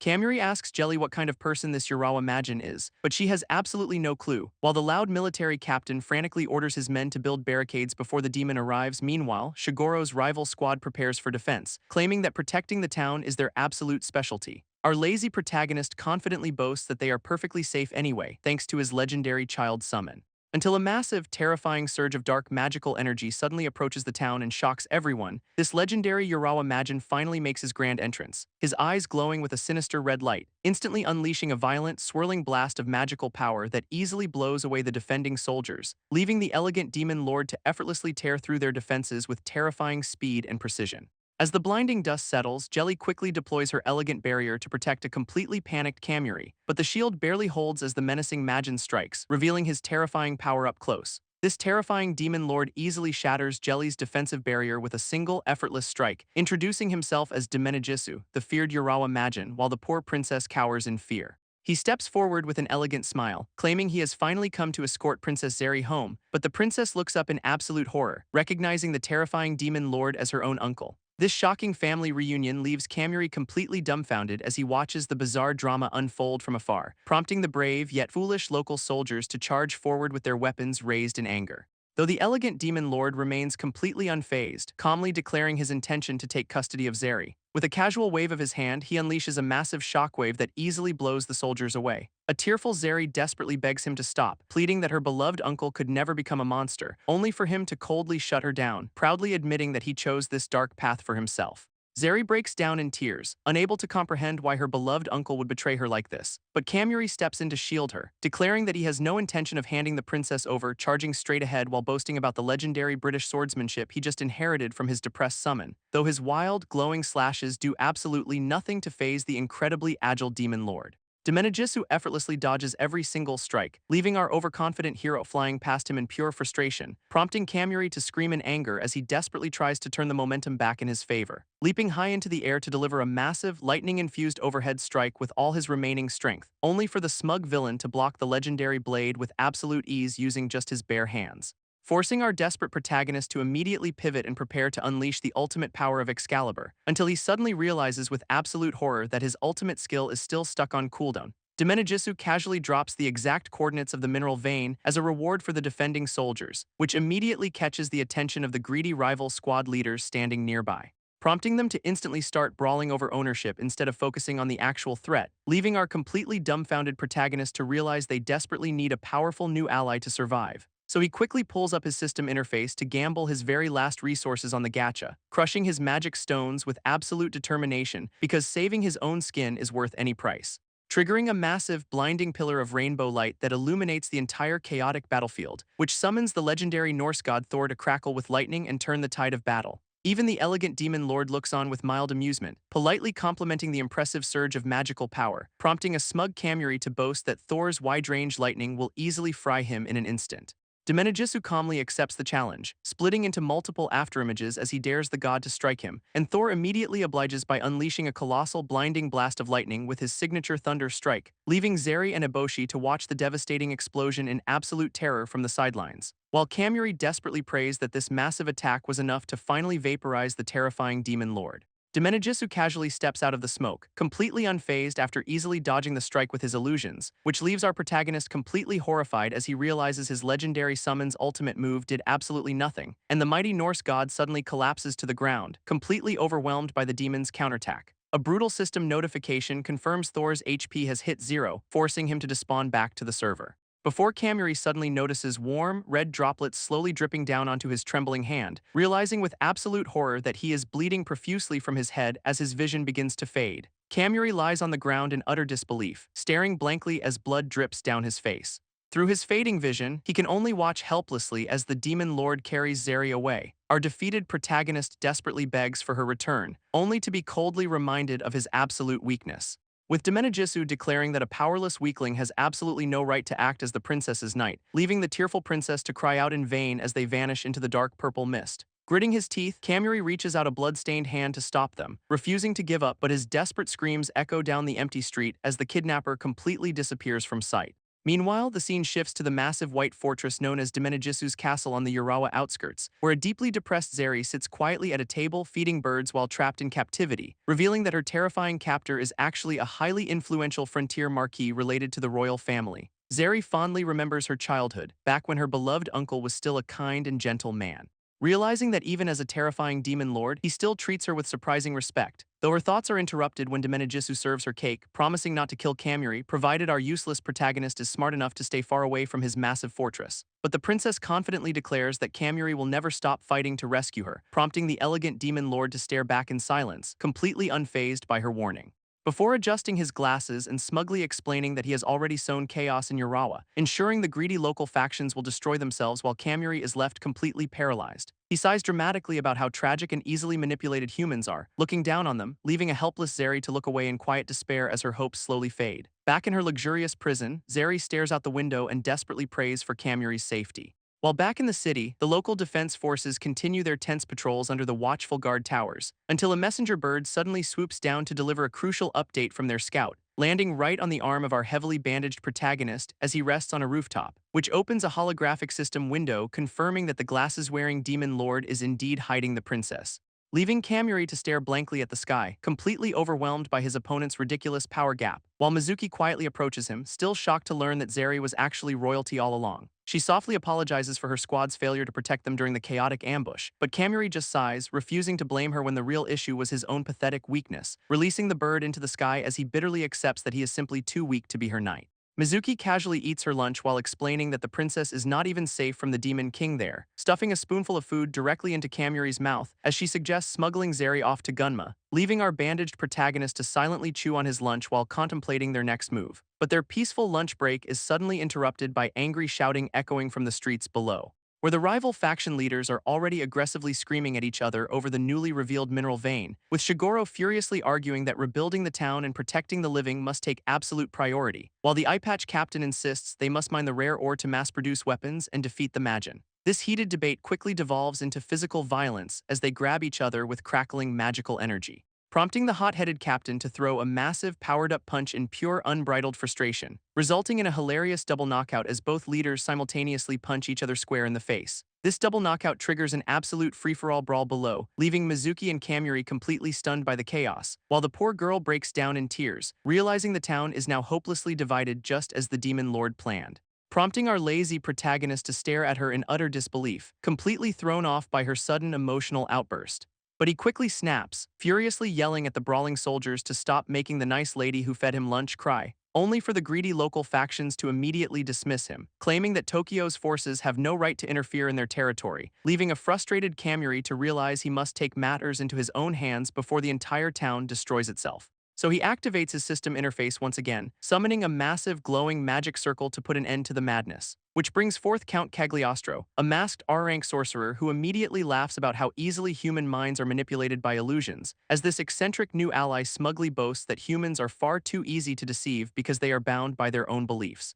before dramatically preaching about liberty and fraternity, leaving the brawling soldiers completely bewildered by his sudden theatrical grand entrance. Count Cagliostro unleashes his illusion magic, instantly trapping the brawling soldiers in a painful imaginary nightmare which prompts a hysterical Kamuri to laugh at them for crying over a completely fake attack. But Mizuki completely breaks down in panic, clutching her head as the demon army begins to mobilize, screaming that their defenses are doomed and she wants to quit her military patrol duty immediately. Suddenly, a frantic red-haired girl bursts into the room, catching our lazy protagonist completely off guard, furiously screaming that they need to stop slacking because the hostile Yono demon army is already invading, pointing out toward the horizon where a massive, ominous red dust cloud is rapidly approaching the town. Terrifying mechanical demon soldiers with glowing red eyes march forward, their heavy footsteps shaking the very ground, leaving the paralyzed local leaders to watch in absolute horror as they realize they cannot even move, while Kamuri bitterly realizes the enemy perfectly timed this devastating raid to exploit their pathetic infighting. Eboshi panics over the tactical map, realizing their backup is too far away to save them in time,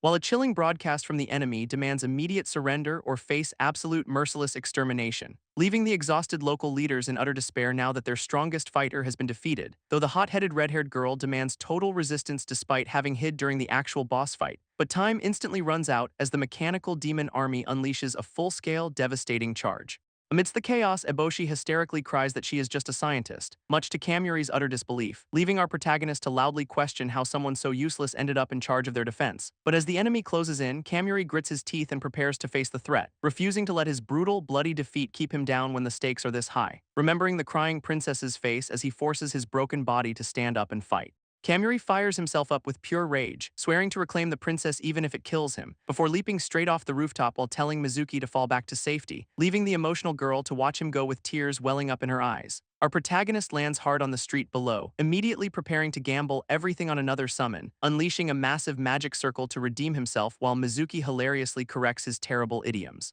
Meanwhile, the mechanical vanguard of the Yono demon army marches in to seize the town, blowing up the local watchtowers and completely overwhelming the outer defenses in a matter of seconds, which leaves a panicked Shigoro to bitterly regret how their pathetic infighting ruined their defenses. Even the eye-patch captain finally apologizes for his greed, desperately charging forward to make amends. But the exhausted, divided human forces are simply no match for the terrifying mechanical onslaught. Mizuki desperately tries to hide inside a dumpster, only for a mechanical squid demon to immediately sniff her out. This robotic invader instantly recognizes her uniform, pointing her out as the commander of the detached unit. It wastes absolutely no time, whipping its glowing red tentacle forward to eliminate her on the spot, leaving the terrified girl to scream in absolute horror as the lethal strike closes in. But Kamuri suddenly intercepts the attack, furiously roaring at the mechanical monster to stay away from her, delivering a powerful flaming kick that sends the metallic squid reeling backward in a shower of sparks. Standing protectively in front of the dumpster, our heroic protagonist boldly vows to keep his friend safe, while his eccentric new summon dramatically activates a mountaineer skill to seize the ultimate high ground, unleashing a massive, crushing blow from below that completely catches the mechanical invader off guard, sending the shocked robot flying high into the sky right past the town's defensive watchtower.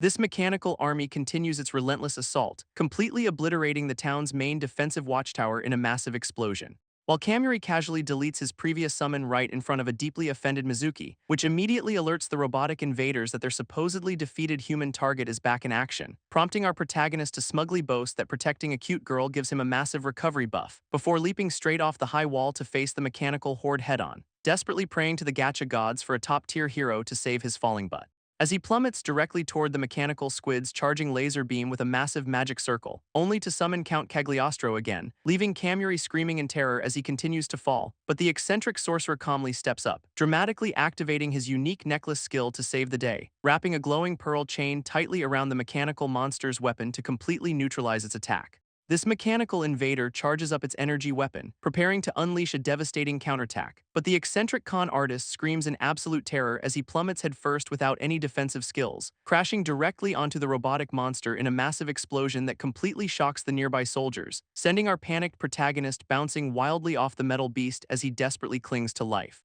while his useless summon takes the brunt of the impact, crying about his terribly low luck stat, until a system window hilariously confirms that the Count's health has already dropped to absolute zero. This leaves Kamuri completely defenseless as the angry mechanical horde prepares to finish him off once and for all. While back on the rooftop, Mizuki slowly opens her eyes and groggily tries to process the chaos, only to immediately freak out when she realizes her self-proclaimed knight has completely vanished from sight, prompting the panicked commander to desperately order her unit to deploy their ultimate weapon to save him. Mizuki's ultimate weapon turns out to be a colossal, city-leveling cannon that immediately begins firing, leaving the terrified commander clutching her head in absolute panic as the massive artillery charges up again, unleashing a devastating barrage that completely obliterates the battlefield in a series of massive, fiery explosions. This chaotic friendly fire sends Kamuri running for his life, screaming that his ally is worse than the demons, while the frantic red-haired girl also flees the blast zone, desperately begging someone to stop their crazy gunner, only to crash headfirst directly into our protagonist, sending them both sprawling onto the pavement in a tangled mess.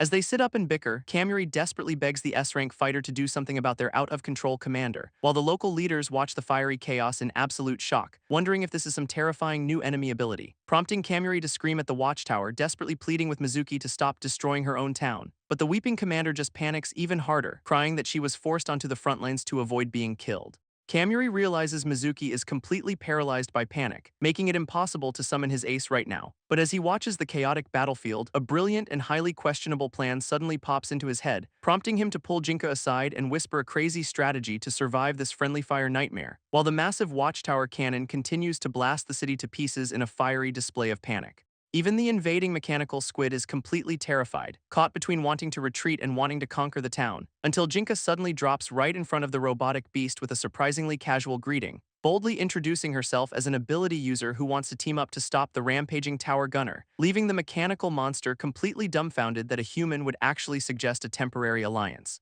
She argues that the crazy commander is a common enemy, suggesting they settle their own war after surviving this madness, before offering to guide the robotic army through a safe back route to flank the out-of-control artillery tower. This mechanical squid demon completely buys the lie, rallying its troops to prevent the destruction of their target, while Jinka leads the charge as they prepare to scale the walls and breach the gates. Easily reaching the front of the tower, where the naive robot happily thanks her for the guidance, only for the gates to swing open, revealing Kamuri standing alongside a majestic new historical summon. This sudden betrayal leaving the mechanical invader completely horrified as it realizes they were lured into a trap, prompting our smug protagonist to boast about pulling a hero capable of wiping them out in one shot. Introducing the legendary Emperor Napoleon, who dramatically steps forward to suppress these robotic rebels with absolute authority, boasting that his continental army is the strongest in the world while aiming a massive cannon at them. Ignoring the squid's desperate pleas to stop, Kamuri laughs maniacally and commands his new hero to fire, just as the system interface begins detailing the legendary conqueror's humble beginnings and his exile to France.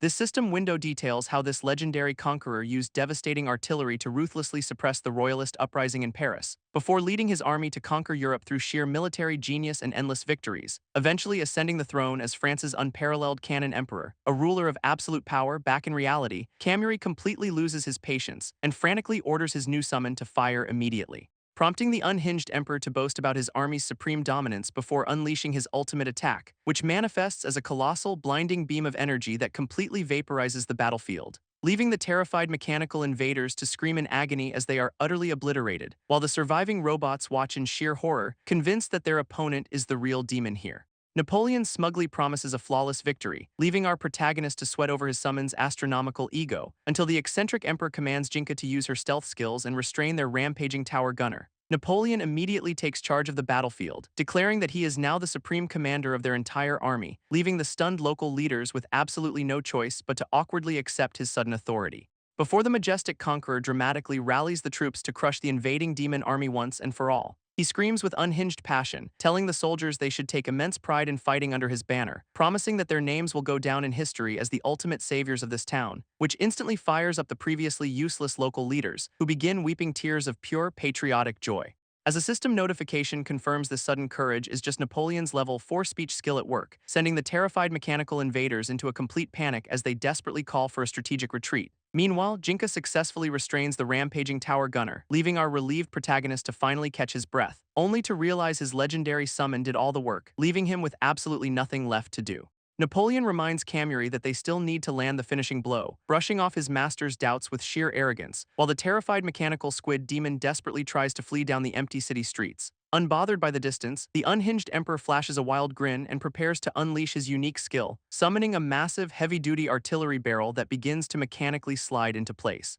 locking together with a series of heavy metallic clanks as the ultimate weapon prepares to fire, revealing a colossal historical cannon that leaves our protagonist completely speechless at its sheer scale. This eccentric emperor hysterically orders his fool of a master to pull the trigger and liberate the town, prompting a fired-up Kamuri to strike a dramatic pose and lock onto his fleeing target, unleashing a colossal, blinding beam of energy that tears down the street with absolute destructive force, vaporizing the mechanical invader in a massive, fiery explosion that completely clears the battlefield. Napoleon's massive blast completely vaporizes the battlefield, leaving Kamuri in absolute awe of his summon's terrifying firepower. Our protagonist leaps with joy over their restored honor, only for the smug emperor to immediately demand a grand victory feast. This scene transitions to a lively banquet hall where glasses are clinked together in a massive toast. Inside the Urawa army base, the previously useless local leaders happily toast to their new alliance and future cooperation. Meanwhile, Napoleon spots Mizuki and begins staring at the nervous commander with an intense, unsettling gaze, prompting the unhinged emperor to boldly demand the cute girl's company as his ultimate victory reward, which leaves a panicked Kamuri to shield her while screaming that legendary heroes do not act like this. But the dramatic conqueror hysterically argues that he cannot fight without the motivating power of a woman's love, and when his ridiculous demands are flatly rejected, the petty emperor simply logs out of the server. This leaves Mizuki to hilariously realize that the legendary conqueror's entire career was just a quest to get girls. As Mizuki happily chugs her beer, Kamuri is absolutely stunned to learn about Napoleon's tragic romantic backstory, but the festive mood is instantly ruined when the local commander angrily accuses her of destroying the town, leaving the terrified girl to burst into dramatic tears and frantically offer to end her own life in atonement, before our protagonist quickly steps in to stop the old man from pressuring his traumatized friend. spinning a brilliant lie that Mizuki was actually acting as a genius decoy to lure the enemy, which prompts him to look over at a deeply confused Jinka to back up his ridiculous story. Surprisingly, the gullible military leader completely buys the excuse and happily thanks them for saving everyone's lives, inspiring a fired-up Kamuri to strike a heroic pose and rally the troops for an immediate counteroffensive, only for the local leaders to instantly shut him down because their entire city is still in ruins, prompting our impatient protagonist to throw a hilarious tantrum and dramatically storm off to fight the boss alone. Jinka can only watch in absolute silence as our stubborn protagonist storms off on his own. Kamuri sprints down the empty streets, boasting that his gacha skill makes him completely unstoppable. But his confident smile instantly vanishes when a sudden surge of dark energy crackles through his body, revealing a completely devastated wasteland of smoking ruins stretching out under the cold moonlight. As he steps into the wreckage, a sinister purple aura begins to wrap around him, triggering a terrifying vision of a burning battlefield engulfed in absolute chaos and destruction, remembering the horrifying fate of his allies who were consumed by this overwhelming darkness. Suddenly gasping for air as the toxic corruption begins eating away at his life force, leaving him to collapse onto the pavement while coughing violently from the agonizing pain. Our boy finally realizes he completely forgot about the deadly corruption penalty of his own power. Kamuri lies defeated as a mocking voice reminds him of his pathetic weakness, revealing a sinister elf who declares that someone so powerless can never protect the princess, leaving our protagonist completely paralyzed as these painful memories of defeat flood his mind, reminding him of the dark days when the demons ruthlessly stripped away everything he loved, a relentless cycle of loss that has haunted him through every single battle, making him feel like no matter how hard he struggles, defeat is always inevitable. Back in reality, Kamuri desperately clutches his head, trying to block out the traumatic flashbacks, screaming in absolute agony as the mental toll of his corruption completely overwhelms him, until a gentle hand suddenly reaches out and snaps him right out of his panic. As Mizuki holds him tight while desperately asking if her favorite knight is okay, Mizuki gently reassures our protagonist that while Zeri was captured, she is still very much alive, explaining that with a solid strategy like Napoleon's, they can easily rescue her from the enemy, which instantly shatters Kamuri's paralyzing self-doubt as he realizes there is still a chance to save her. Shaking off his trauma with a renewed determination to stand up and fight back against the demons, he reflects on how his guild became his only home after the world began eroding 2 years ago, realizing too late that his missing allies had truly become his new family in this chaotic world, while Mizuki softly shares her own tragic past of losing her family to the very same erosion,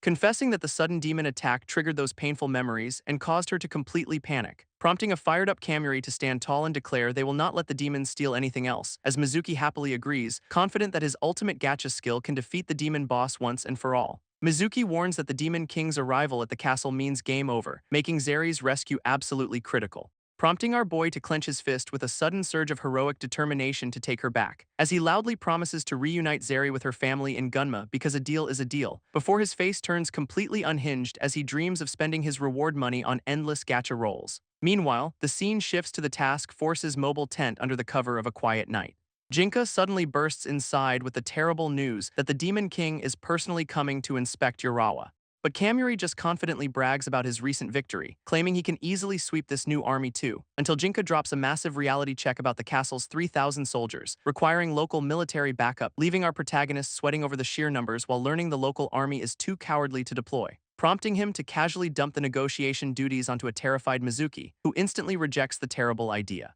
Mizuki nervously explains that her task force only handles basic patrols and lacks any real military authority, but Kamuri remains hopeful until Jinka points out that their engineering unit is terrible at actual combat, revealing that their grand contribution to the war effort was literally just digging trenches in the dirt, which gets our protagonist thinking about how they can turn this manual labor to their advantage. As a sudden stroke of genius flashes through his mind with a dramatic spark of inspiration, he aggressively grabs Mizuki's hands and excitedly declares that they are going to team up and win, mapping out a brilliant strategy where her unit acts as decoys while he sneaks into the castle, leaving the terrified commander to realize they are basically being used as disposable meat shields. To seal the deal, Kamuri deploys his ultimate weapon of puppy dog eyes, completely shattering her defenses, while Jinka surprisingly agrees with the plan, leaving Mizuki with absolutely no choice but to go along. This decoy unit marches toward the massive Urawa castle, kicking off their high-stakes night raid, which immediately alerts the mechanical invaders who furiously order their troops to wipe out the cocky humans, prompting the defensive line to raise their shields and brace for the chaotic clash,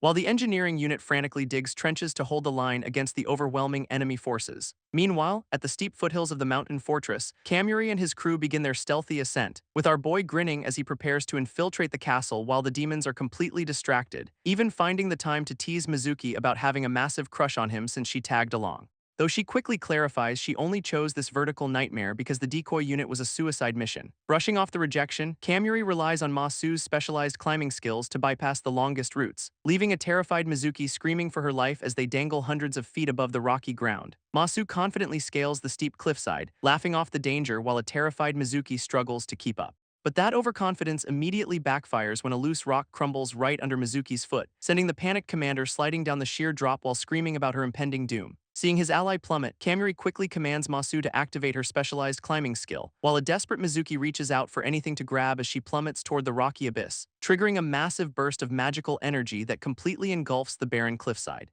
As a colossal, glowing tree suddenly sprouts from the mountain peak to catch the falling climbers, leaving Kamuri hanging upside down from a branch while a relieved Masu celebrates their chaotic success. Peering through the leaves, the cheerful scout spots the enemy's main camp right below their high vantage point, but before she can lead the assault, Kamuri ruthlessly decides to swap her out for a combat specialist. Securing a heavy rope around a sturdy tree trunk, the team prepares for their daring descent, as Kamuri and Mizuki slide down the steep cliffside toward the heavily guarded fortress below, but their quiet entry is instantly ruined when they land right in front of the castle's guards, revealing a pair of elite mechanical grunts who immediately spot the intruders with glowing red eyes, sounding the alarm with robotic screeches that echo through the dark courtyard to call for backup. Leaving our protagonist sweating as he realizes they have to fight their way through this entire army, knowing that failing here means he will never be able to rescue Zeri from her captors. He desperately wishes he had a stealth skill instead of always relying on loud, chaotic battles, until Mizuki suddenly presses a glowing magic stone into his hands to fuel his ultimate power, inspiring a fired-up Kamuri to unleash his signature hero summon gacha to turn the tide of battle. Kamuri triggers his ultimate summon with a massive magic circle, declaring that gacha stones are meant to be broken, which instantly terrifies the mechanical guards who recognize him as the legendary S-rank hero from the previous battle. A colossal, muscular hand slams onto the ground as a blinding flash of magical energy erupts before them, revealing a rugged, grinning warrior who warmly greets our protagonist as his loyal servant. This legendary Greek hero Heracles, who confidently promises to wipe out every single demon in their path. This robotic guards begin to panic as they sense the absurd amount of magical power radiating from this giant, while Kamuri grins with absolute confidence, declaring that it is finally time for their grand revenge match. And with both fighters engulfed in a fiery aura, they prepare to take on the entire army together, prompting the desperate mechanical soldiers to quickly coordinate their forces to encircle and annihilate the intruders. But as Heracles leaps forward, our boy suddenly realizes a basic attack might not be enough to win. Kamuri decides to unleash Heracles' powerful one-time unique skill to break through the enemy lines, triggering a massive, fiery explosion that completely obliterates the surrounding mechanical soldiers in a single strike. But as Heracles fades away, he warns our boy to quickly summon another hero to back him up, leaving Kamuri and Mizuki completely surrounded by the next wave of hostile mechanical guards. This enemy immediately spots a critical opening during the summoning sequence and prepares to strike, prompting our protagonist to quickly pull a panicked Mizuki out of harm's way, taking a devastating blow directly to his back to shield her from the brutal slash. Clutching his bleeding wound, Kamuri realizes he cannot defend himself while actively rolling the gacha, knowing his battered body will quickly give out unless he pulls a defensive unit right now. So he desperately initiates another summon, praying for a healer or a guard to save them. This gacha delivers Count Cagliostro, an R-rank sorcerer whose grand entrance is immediately ruined by his paper-thin defenses. As the mechanical guards instantly swarm him while the polite magician desperately begs for time to chant, only to get instantly vaporized, forcing our panicked protagonist to desperately spin the wheel once more. But the cruel gacha gods mock him by summoning the exact same fragile sorcerer all over again, who gets immediately flattened by the enemy before he can even finish his dramatic introduction. Realizing a losing streak means certain death, Kamuri frantically prepares to roll again to save their lives, while the poor repeatedly summoned count acts as a temporary punching bag for the hostile horde, until the clever machines decide to ignore the decoy and target the summoner directly, sending a wave of pure terror through Mizuki as she stares down their glowing red eyes, before she collapses to her knees in utter despair while our boy frantically tries to find a way out. Mizuki suddenly claims there is a hidden defense mechanism nearby, though Kamuri is completely skeptical. Her eyes swirl with manic energy as she insists she found it, leaving our boy questioning her sanity, but her delusion somehow manifests a massive emergency escape capsule right out of the solid ground, prompting a stunned Kamuri to quickly shove her inside the high-tech pod to escape the incoming horde. Wondering if her bizarre skill actually created this thing, he prepares to use the temporary safety to reset, clenching his fist with a wild grin as he vows to keep rolling his gacha until everyone is defeated. Meanwhile, deep inside the castle, a tense dinner is taking place between the captured princess and her captor, while Chippy peeks out from under the tablecloth, realizing she successfully infiltrated but has no way to strike.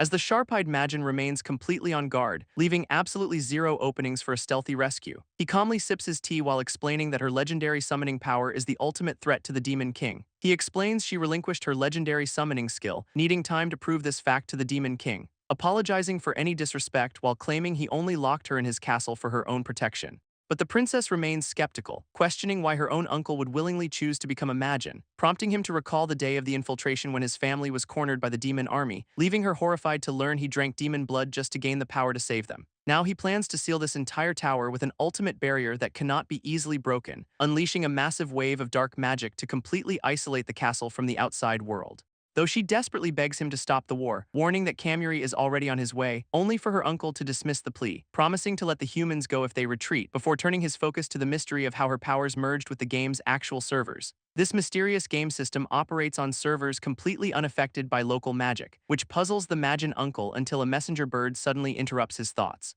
projecting a holographic alert that reveals the chaotic battle currently raging outside the fortress, showing the legendary S-class summoner tearing through their mechanical defenses with ease, leaving the uncle surprised to see the very boy his niece keeps talking about, while Zeri gasps in relief, realizing her savior has finally arrived to rescue her. Meanwhile, Kamuri stands battered outside the massive castle walls as magical energy surges around him, clutching his bleeding back while cursing his terrible luck for not pulling a healer sooner, before turning his attention to the high-tech escape pod sitting right next to him, where a completely dizzy Mizuki has already passed out from the sheer chaos of it all. Kamuri finally reaches the tower, determined to rescue Zeri and take down her four-eyed captor once and for all, seeing the princess look out from her window in pure relief as she begs her uncle to lower the barrier. But the stubborn Majin flatly refuses, claiming the boy must first prove his strength to protect her, before unleashing a massive wave of dark magic to test our protagonist's combat abilities directly. Zeri desperately screams for him to stop, but her pleas fall on completely deaf ears as a violent surge of purple energy erupts right in front of the tower gates, corrupting the nearby mechanical guards with a dark, sinister power that completely mutates their systems, turning the ordinary robotic soldiers into terrifying, glowing demon zombies ready to tear everything apart, leaving our boy to panic over this unfair, unannounced mid-boss upgrade that definitely was not in the manual, especially when he realizes the sleeping Mizuki's escape pod is now completely surrounded by these new monstrosities. Zeri desperately begs her uncle to stop, but the dramatic Majin simply respects our boy's warrior spirit, while Kamuri confidently yells back that his invincible gacha skill will easily save the day, only for his hand to grasp empty air as he reaches into his pockets, triggering a wave of pure panic when he realizes he is completely out of stones, leaving Zeri and Chippy watching from the tower window in absolute horror at his stupidity, especially since his system screen confirms that even his emergency mission bonuses are totally drained, leaving our protagonist completely cornered by the mutated mechanical horde with no backup plan, until his terrified face suddenly twists into a smug, highly punchable grin as he sticks out his tongue and calls them idiots for believing he would fight without a backup, before leaping high into the air to unleash his actual secret weapon against the swarming monsters. This Majin uncle watches in utter confusion as a strange, magical signature suddenly registers on his radar, while Mizuki nervously whispers to our protagonist, reminding him of his promise to handle this solo, but she ends up carrying him bridal style anyway, complaining about the sudden change of plans, until a thunderous battle cry suddenly echoes from the sky, catching the mutated guards completely off guard, revealing the Urawa Autonomous Army rappelling down the massive cliffside to join the chaotic fray, as their eye-patch-wearing leader roars with fury, determined to finally settle their grudge against the demons. Another soldier proudly boasts about their legendary teamwork being the absolute best in all of Japan, leaving a stunned Zeri and Chippy to wonder how these unexpected allies even managed to arrive, only for her uncle to realize they braved the deadly mountain route just to back Kamuri up. Meanwhile, Mizuki finally touches down on the battlefield, breathing a massive sigh of relief after their narrow escape. Orlia finally makes her grand entrance, casually commenting on the enemy's unexpected zombie upgrade, while a panicked Kamuri yells at her for arriving late when they were almost wiped out. She apologizes while swinging her blade, explaining that her highly dangerous skill required strict military clearance, before tossing a massive sack of glowing mana stones directly to our relieved protagonist, who catches the heavy bag with absolute joy, knowing his gacha rolls are finally back online, though he wonders why she does not just use her powerful skill to wipe out the demons directly. Orlia explains that demons have high magic resistance, while the mutated zombies are completely immune, warning him to keep her true abilities a secret while she effortlessly slices through another enemy, until she asks about Mizuki, prompting Kamuri to point toward the bizarre high-tech capsule nearby, which leads Orlia to admit she secretly gifted Mizuki a powerful passive skill without her knowledge. Orlia reveals that Mizuki's bizarre passive skill actually spawns imaginary weapons whenever she panics, but the catch is she can never find out about it or the power vanishes, meaning her constant, clueless confusion is the only thing keeping their high-tech defenses active. With the Urawa army taking over the zombie cleanup, Kamuri is told to go rescue the princess, prompting our boy to focus on the massive, magically reinforced barrier blocking the tower entrance. Knowing he needs a top-tier siege specialist to shatter this defense, he desperately rolls the gacha again. And a legendary golden-haired warrior answers the call, promising to handle the siege with ease. This is the ultra-rare King Arthur, who proudly prepares to unleash his legendary Excalibur strike. Sending our hyped-up protagonist charging forward alongside his new hero to smash the barrier, Arthur swings his glowing blade, unleashing a colossal beam of magical energy that completely engulfs the tower. This massive magical barrier begins to crack under the pressure of King Arthur's legendary strike, prompting Kamuri to charge forward alongside his golden-haired hero to seize this perfect opening. As they deliver a final devastating blow that shatters the defensive shield into a million pieces, but the intense magical backlash hits them hard, causing Arthur to groan in agonizing pain. Though our battered protagonist refuses to back down, ignoring his bleeding wounds to push through, crashing directly through the reinforced glass window to finally breach the inner sanctum of the tower. He immediately points his sword at the four-eyed Magin, boldly declaring he is taking Zeri home, leaving the captured princess completely horrified by the sheer amount of blood covering her savior. But before she can even call for a healer, strange red ribbons suddenly bind her tight, as her uncle calmly restrains both girls, politely apologizing while keeping them hostage for their own safety. This smug Magin uncle raises a finger, giving our battered protagonist a simple choice between surrender or death. Before unleashing a massive wave of dark magic that completely seals the shattered tower window once again, leaving Chippy and Aurelia to watch in utter disbelief, as the formidable boss instantly restores his barrier. With a cold glare from his glowing red eyes, the uncle prepares to end this foolish rebellion, but Kamuri and King Arthur charge forward at blinding speeds to land a desperate, coordinated strike, only for the legendary knight's health bar to plummet to zero as his glowing form begins to fade, prompting our bruised protagonist to apologize for pushing his summoned hero way past his absolute limits. Arthur simply smiles and reassures him, while Kamuri desperately curses his terrible luck for never pulling a healer, inspiring the fading king to reminisce about his tragic final battle at Camlan with his loyal knights. Though our boy awkwardly apologizes for accidentally bringing up the painful memory of Arthur losing his queen, Arthur smiles warmly at Kamuri, explaining that fighting by his side has finally made him realize something. As his glowing body begins to dissolve into particles of light, the legendary king prepares to depart. His sacred sword shatters into floating shards while he jokingly notes that noble ladies prefer bad boys, leaving our bloodied protagonist completely speechless as the fading hero delivers one final, lighthearted roast. With a peaceful smile, Arthur bids him farewell, glad to have bought his summoner enough time to escape. Kamuri calls out in vain as the knight vanishes, leaving him alone with a single broken blade. Meanwhile, Zeri desperately begs her uncle to stop the violence since the battle is already decided.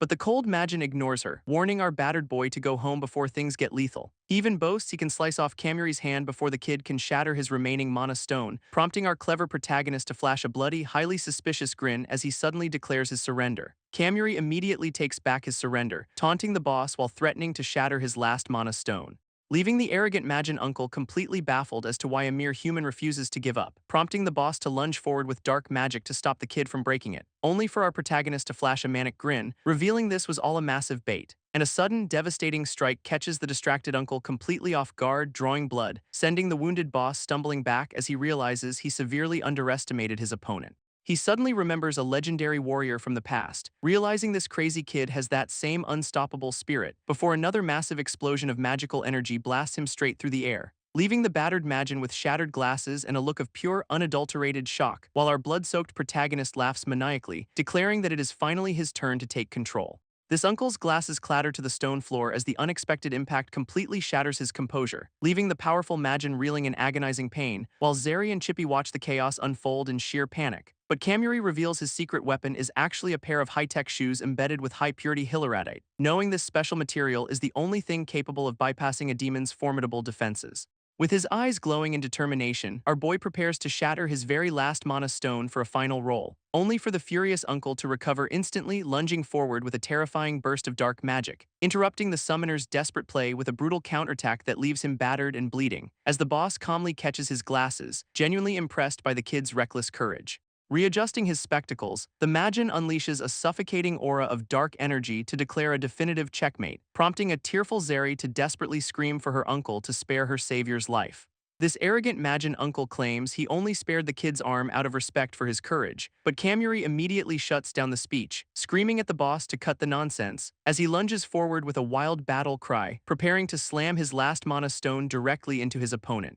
This desperate strike connects beautifully, catching the smug demon completely off guard with a blinding flash of light, though our battered protagonist has to squeeze out every drop of his remaining strength to hold on, planning to shatter the stone right against the uncle's face to trigger a chaotic point-blank summon, leaving the shocked Majin to wonder why this crazy human is pushing himself past the absolute limit. Suddenly, a tragic flashback reveals the uncle was once a peaceful human noble who cared deeply for young Princess Zeri, living a quiet, happy life dedicated to protecting his beloved family and the smiles of his citizens, until a devastating invasion of fire and ruin destroyed everything he ever loved in a single day. His entire territory was suddenly ripped from its home and dropped into this world, right next to their mortal enemies, throwing his confused soldiers into absolute chaos, while the demon army launched a brutal, unprovoked assault, though he still fought like a man possessed, facing down massive monsters in a desperate bid to survive, only to realize that mere human strength stood absolutely no chance against the overwhelming might of the demon horde. Desperate to protect his beloved wife, children, and subjects, he pushed himself to the absolute limit in battle, leading him to make a tragic, irreversible choice that would change his destiny forever, as he willingly abandoned his humanity and transformed into a powerful, dark magic-wielding Majin. But his sacrifice was in vain because his castle had already fallen to the ruthless Demon King, forcing him to kneel and submit to the tyrant just to keep his captured family alive, leaving our protagonist completely speechless as he finally understands the tragic truth behind his opponent's cold exterior.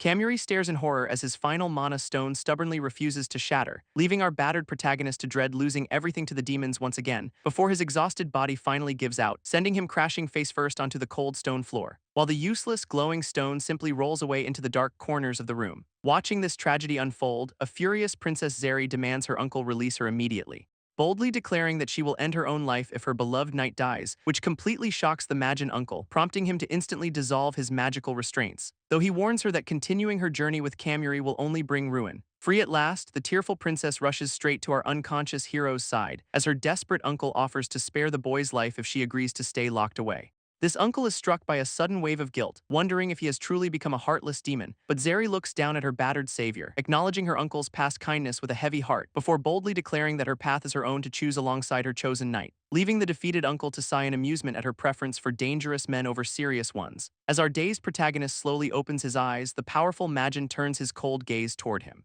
unleashing a massive surge of dark magic to demand a final duel to prove his worth, prompting a panicked Zeri to beg for peace, while Kamuri realizes this simplifies their entire conflict, leading our confident boy to step forward and declare that the winner takes the princess's hand. This uncle flashes a sinister grin, gladly wagering their very lives on this ultimate test of strength, while Kamuri desperately prays for an attack-type summon as Mizuki's passive barrier suddenly flares to life. Kamuri triggers a double ultra-rare draw, desperately hoping this legendary pull will finally turn the tide, only to summon Jean Dark, a legendary healer who immediately offers to handle the defensive barriers, but she instantly starts bickering with her new master for previously deleting her from his roster, explaining she got permanently added to the pool because he failed to pull her during her banner, as she stubbornly refuses to cooperate, prompting our annoyed protagonist to threaten her with another deletion. Meanwhile, Orlia frantically warns him not to waste their very last mana stone while the barrier cracks, leaving the smug Majin uncle to mock the group for fighting amongst themselves during a life-or-death battle, before he unleashes a devastating wave of dark magic to wipe out the bickering rebels once and for all.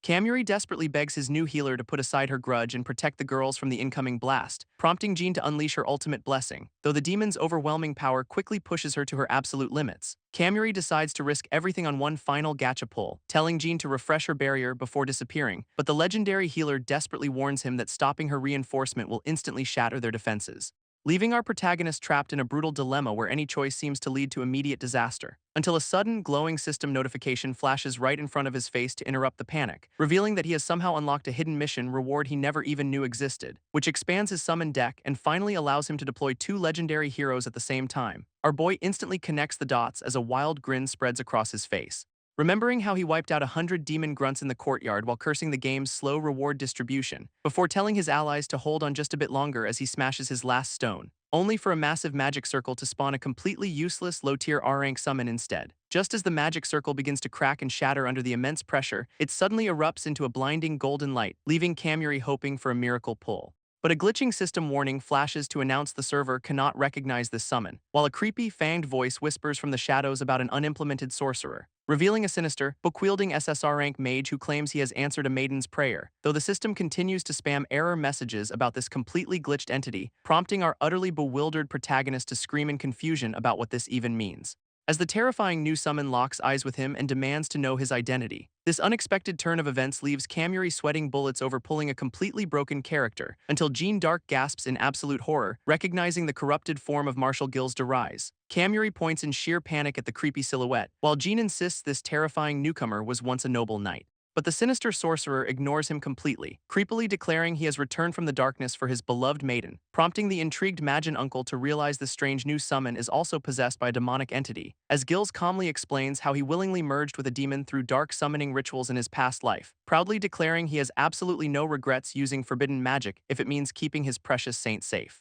leading the curious uncle to ask why he chose to throw away his humanity in the first place, only for the corrupted knight to reveal they both made the exact same sacrifice for those they loved, triggering a tragic flashback to a time when a war-torn kingdom was miraculously saved by a legendary maiden. Back when Gilles fought proudly as a knight commander alongside Jean to achieve absolute glory on the battlefield, until she was tragically betrayed by her own king and executed as a heretical witch on the burning stake. Gilles explains how he spent a massive fortune on alchemy, desperately trying to bring his beloved saint back to life, but his mortal efforts were completely useless, leaving him empty-handed as Jean never returned to the living world. Realizing that only divine or demonic entities could grant miracles, he declared war on the god who abandoned her, leading him to summon a terrifying demon and merge with it to obtain absolute forbidden power. After falling into a deep slumber, a sudden miracle occurred when he heard Jean's voice calling from the darkness, which somehow pulled him straight into this new world, leaving our protagonist completely baffled by the crazy lore drop. Because of his dark crimes, he was never officially implemented in the game, yet he forced his way in anyway. Hearing this tragic tale, the Majin uncle flashes a knowing smirk as he finally understands his opponent's pain, declaring that this is now a clash between two tragic monsters who both abandon their humanity for love. While a tearful Jean realizes his sacrifice, leaving Kamuri sweating bullets as his glitch summon prepares to fight solo, Gilles immediately goes on the offensive, blurring across the room with blinding speed to catch his opponent off guard, boasting that even a powerful Majin will not be able to track his high-speed movement in this state, prompting the startled uncle to shout his name as he desperately tries to brace for the impact, only for the corrupted knight to materialize right in front of him with a massive surge of energy, flashing a sinister, confident grin that promises absolute ruin for anyone standing in his way, as a massive magical shockwave erupts between them, completely trapping the boss in a glowing cage of light. This uncle screams in agony as the binding spell tightens, completely overwhelming his dark magic defenses, leaving him to realize in absolute horror that his very life force is being rapidly drained away, forcing the mighty boss onto his knees as his stolen power fuels the summon's terrifying spell. Before he looks up in sheer disbelief, demanding to know where this glitched monster obtained such power, Gilles explains his unique skill designed to trap demons inside a specialized magic circle. But the immense strain of this forbidden technique immediately makes him cough up blood, prompting the smug Majin uncle to boast that his own magic pool is far too vast to absorb, as he releases full control of his energy to force a rapid recovery through sheer power, only for a terrifying, grinning demonic entity to suddenly manifest right behind him, leaving the startled boss to scream in horror as his own magic goes completely berserk. While a panicked Jean begs Gilles to retreat before his unstable existence completely fades away, this corrupted knight stubbornly refuses her order, declaring he will always remain her loyal protector, just as the fully unleashed demon completely takes over the uncle's body to destroy them all, until our brave protagonist steps forward, confidently declaring that he will handle this final boss. Kamuri confidently tries to activate Gil's attack skill, shouting the command to summon a massive demonic strike, but absolutely nothing happens, leaving our boy posing awkwardly in front of his creepy new summon, prompting a panicked Kamuri to scream in confusion as the expected magic circle completely fails to appear, until Jean explains that he cannot use Gil's skills without first forming a proper master-servant bond, forcing the legendary saint to deploy her archangel blessing to shield them from another incoming blast. While the barrier barely holds, Jean explains that their legendary abilities are locked behind a formal contract, pointing out that since Gilles manifested on his own, his current magic pool is completely useless, meaning they must quickly form a contract to combine their mana and boost the magic circle. But the stubborn sorcerer instantly refuses, declaring his loyalty belongs only to Jean while Kamuri loses his mind. Unfortunately, they have no time to argue as the defensive barrier begins to shatter under the boss's pressure. Zeri desperately pleads for her uncle to wake up, refusing to believe his noble heart has succumbed to darkness, while Kamuri prepares to charge into battle using the anti-demon shoes Aurelia crafted for him. But Gilles quickly stops him, warning the reckless boy that rushing in will only lead to certain death. Our protagonist refuses to back down, shouting that he cannot simply stand by while the princess is in danger, prompting the corrupted sorcerer to stare in surprise as he sees a familiar spark in the kid's eyes, as Kamuri's fierce determination triggers a sudden wave of memories within the ancient knight. Gills remembers his past life as a loyal knight who proudly fought alongside his beloved maiden, recalling how he once admired a legendary king before his tragic descent into demonic madness. Snapping back to reality, the glitch summon grabs Kamuri's hand and calls him by his full name, offering to form a temporary contract so they can combine their power and protect the legendary saint. Kamuri eagerly grabs the corrupted knight's hand, sealing their temporary contract to fight together, which instantly triggers a massive explosion of magical energy that floods the entire chamber, leaving the possessed uncle to stare in utter shock as a giant magic circle erupts beneath him, while our boy screams at the top of his lungs to unleash their ultimate combined power. As Gil stands right behind his new master to guide this devastating joint attack, prompting Kamuri to push his physical limits even further by pouring his remaining mana into the spell. While the glitch sorcerer stabilizes the flow to ensure their contract does not instantly collapse, wrapping the terrified demon boss in a massive web of glowing, heavy golden chains, though the monster quickly realizes the spell's power is still fluctuating wildly, mocking the duo because their rushed magic circle formation is still completely incomplete. Kamuri panics after missing his first surprise attack, but Gills calmly explains that delicate sorcery requires practice. Our protagonist quickly adapts to the rhythm, confidently aiming to trap the boss with his next magic circle, but the possessed uncle's overwhelming dark energy makes it impossible to force him onto the trap. Jean offers to heal Gills while warning Kamuri that repeating the same basic trick will not work twice, prompting the kid to realize that Gills' forbidden magic is directly fueled by his own life force,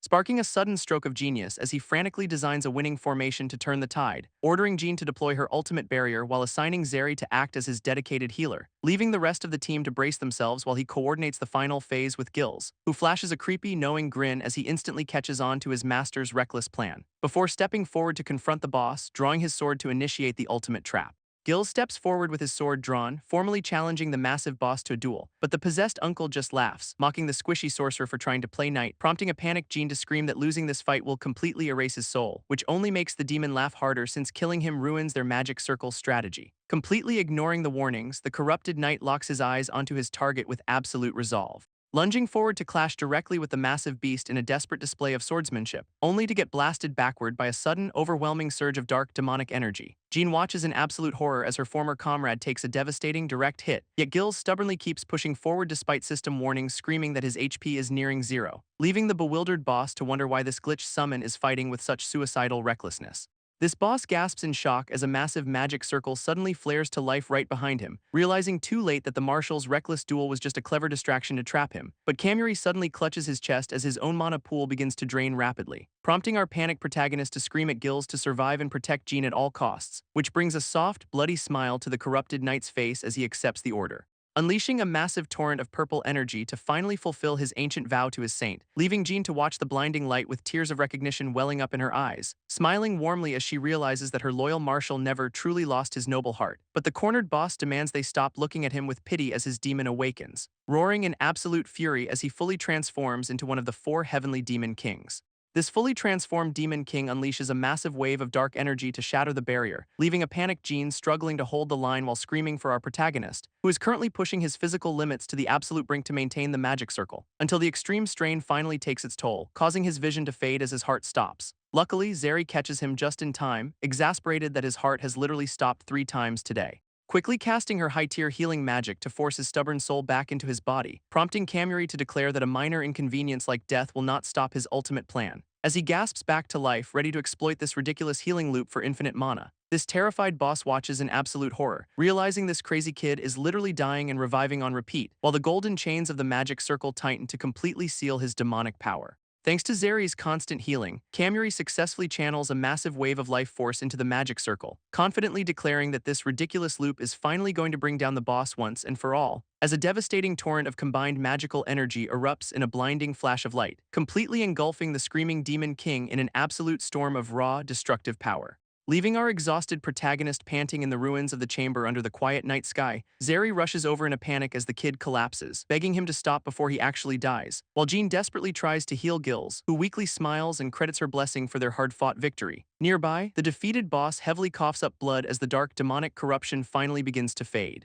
leaving the disgraced noble to deeply regret letting the darkness consume his mind and drive him to violence, though a tearful Zeri gently reassures her uncle that this was the only way to save him. This weakened uncle weakly smiles, thanking Kamuri for freeing his soul from the suffocating darkness. He praises our stunned protagonist as the princess's true knight, leaving Kamuri completely speechless, before the defeated boss finally collapses onto the rubble, admitting his absolute defeat. Kamuri immediately celebrates their hard-fought victory, thrilled that they actually survived and kept Zeri safe. But the princess quickly points out that their real challenge is turning her uncle human again, proposing a plan to pump him with healing magic while absorbing the remaining dark energy, which prompts her to eagerly look over at Jean and Gills for some expert confirmation, only for the Grim Knight to coldly explain that demonic possession permanently ruins a human body. This devastating news leaves Zeri completely heartbroken as she realizes her uncle is lost forever, until Kamuri grabs her shoulder, confidently declaring they will find a way as long as he lives. This weakened uncle gently stops Zeri's hands, explaining that there is absolutely no need for healing magic, leaving the tearful princess to watch in heartbreak as he prepares to die peacefully as a human.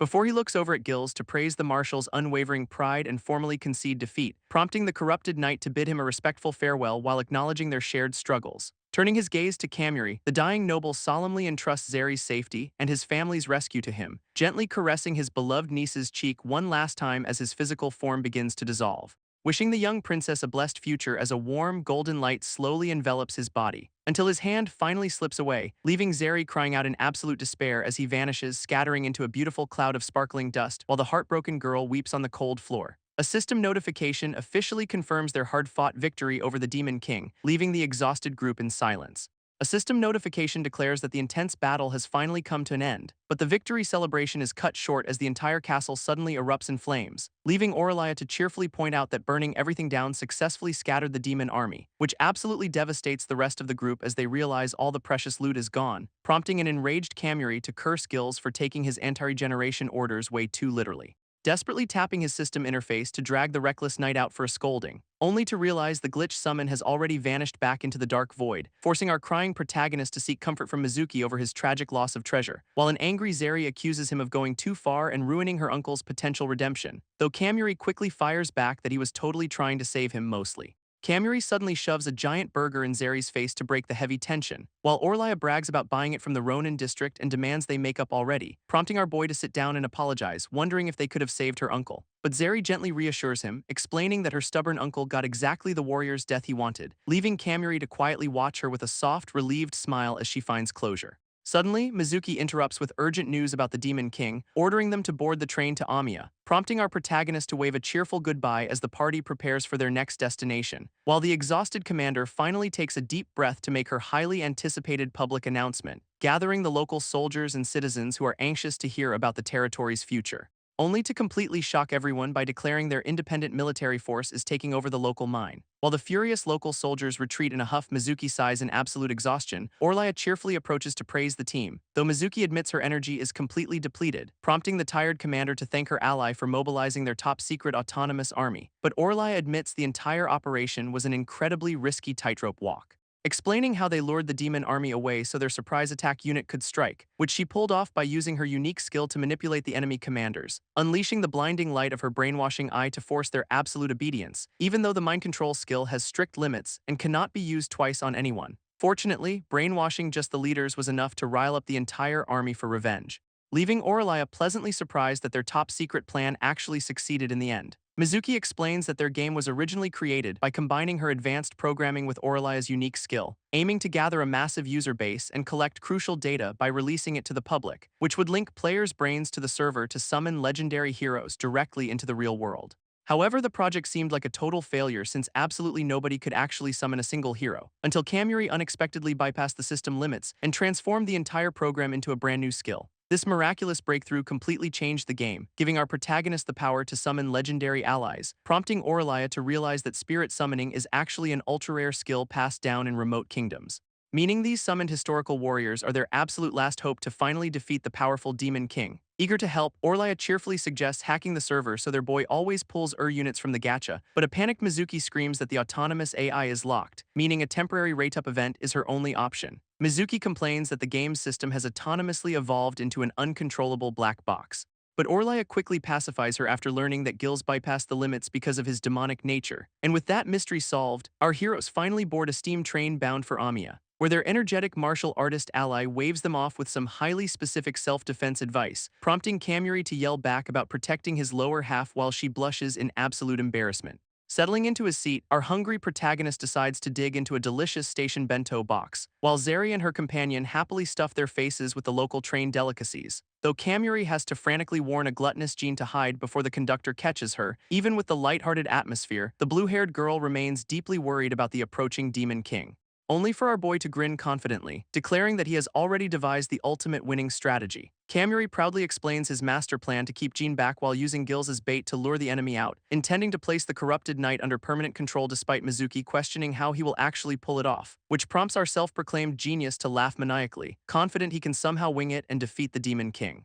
Until Mizuki casually ruins his mood by asking what happened to the highly valuable Urawa Hyalurite vein, causing his smug expression to instantly freeze as the sheer weight of his massive blunder sinks in. Our panicked protagonist clutches his head in absolute horror, realizing he completely forgot about their main objective, screaming to stop the train and go back while the girls bluntly remind him that it is already too late. As the original author steps in to thank the readers for supporting this wild historical gacha adventure, expressing absolute joy at seeing Kamuri and the mischievous Princess Zeri brought to life in this webtoon adaptation, while looking forward to every weekly update of this incredibly comical and cool journey. With legendary hero standing by, our protagonist is destined to continue his chaotic journey for more gacha pulls. As Jean smiles brightly with her flag, trusting his absolute obsession to keep the princess safe, leaving Kamuri holding Zeri close in a final, heartwarming farewell to everyone who supported their wild adventure.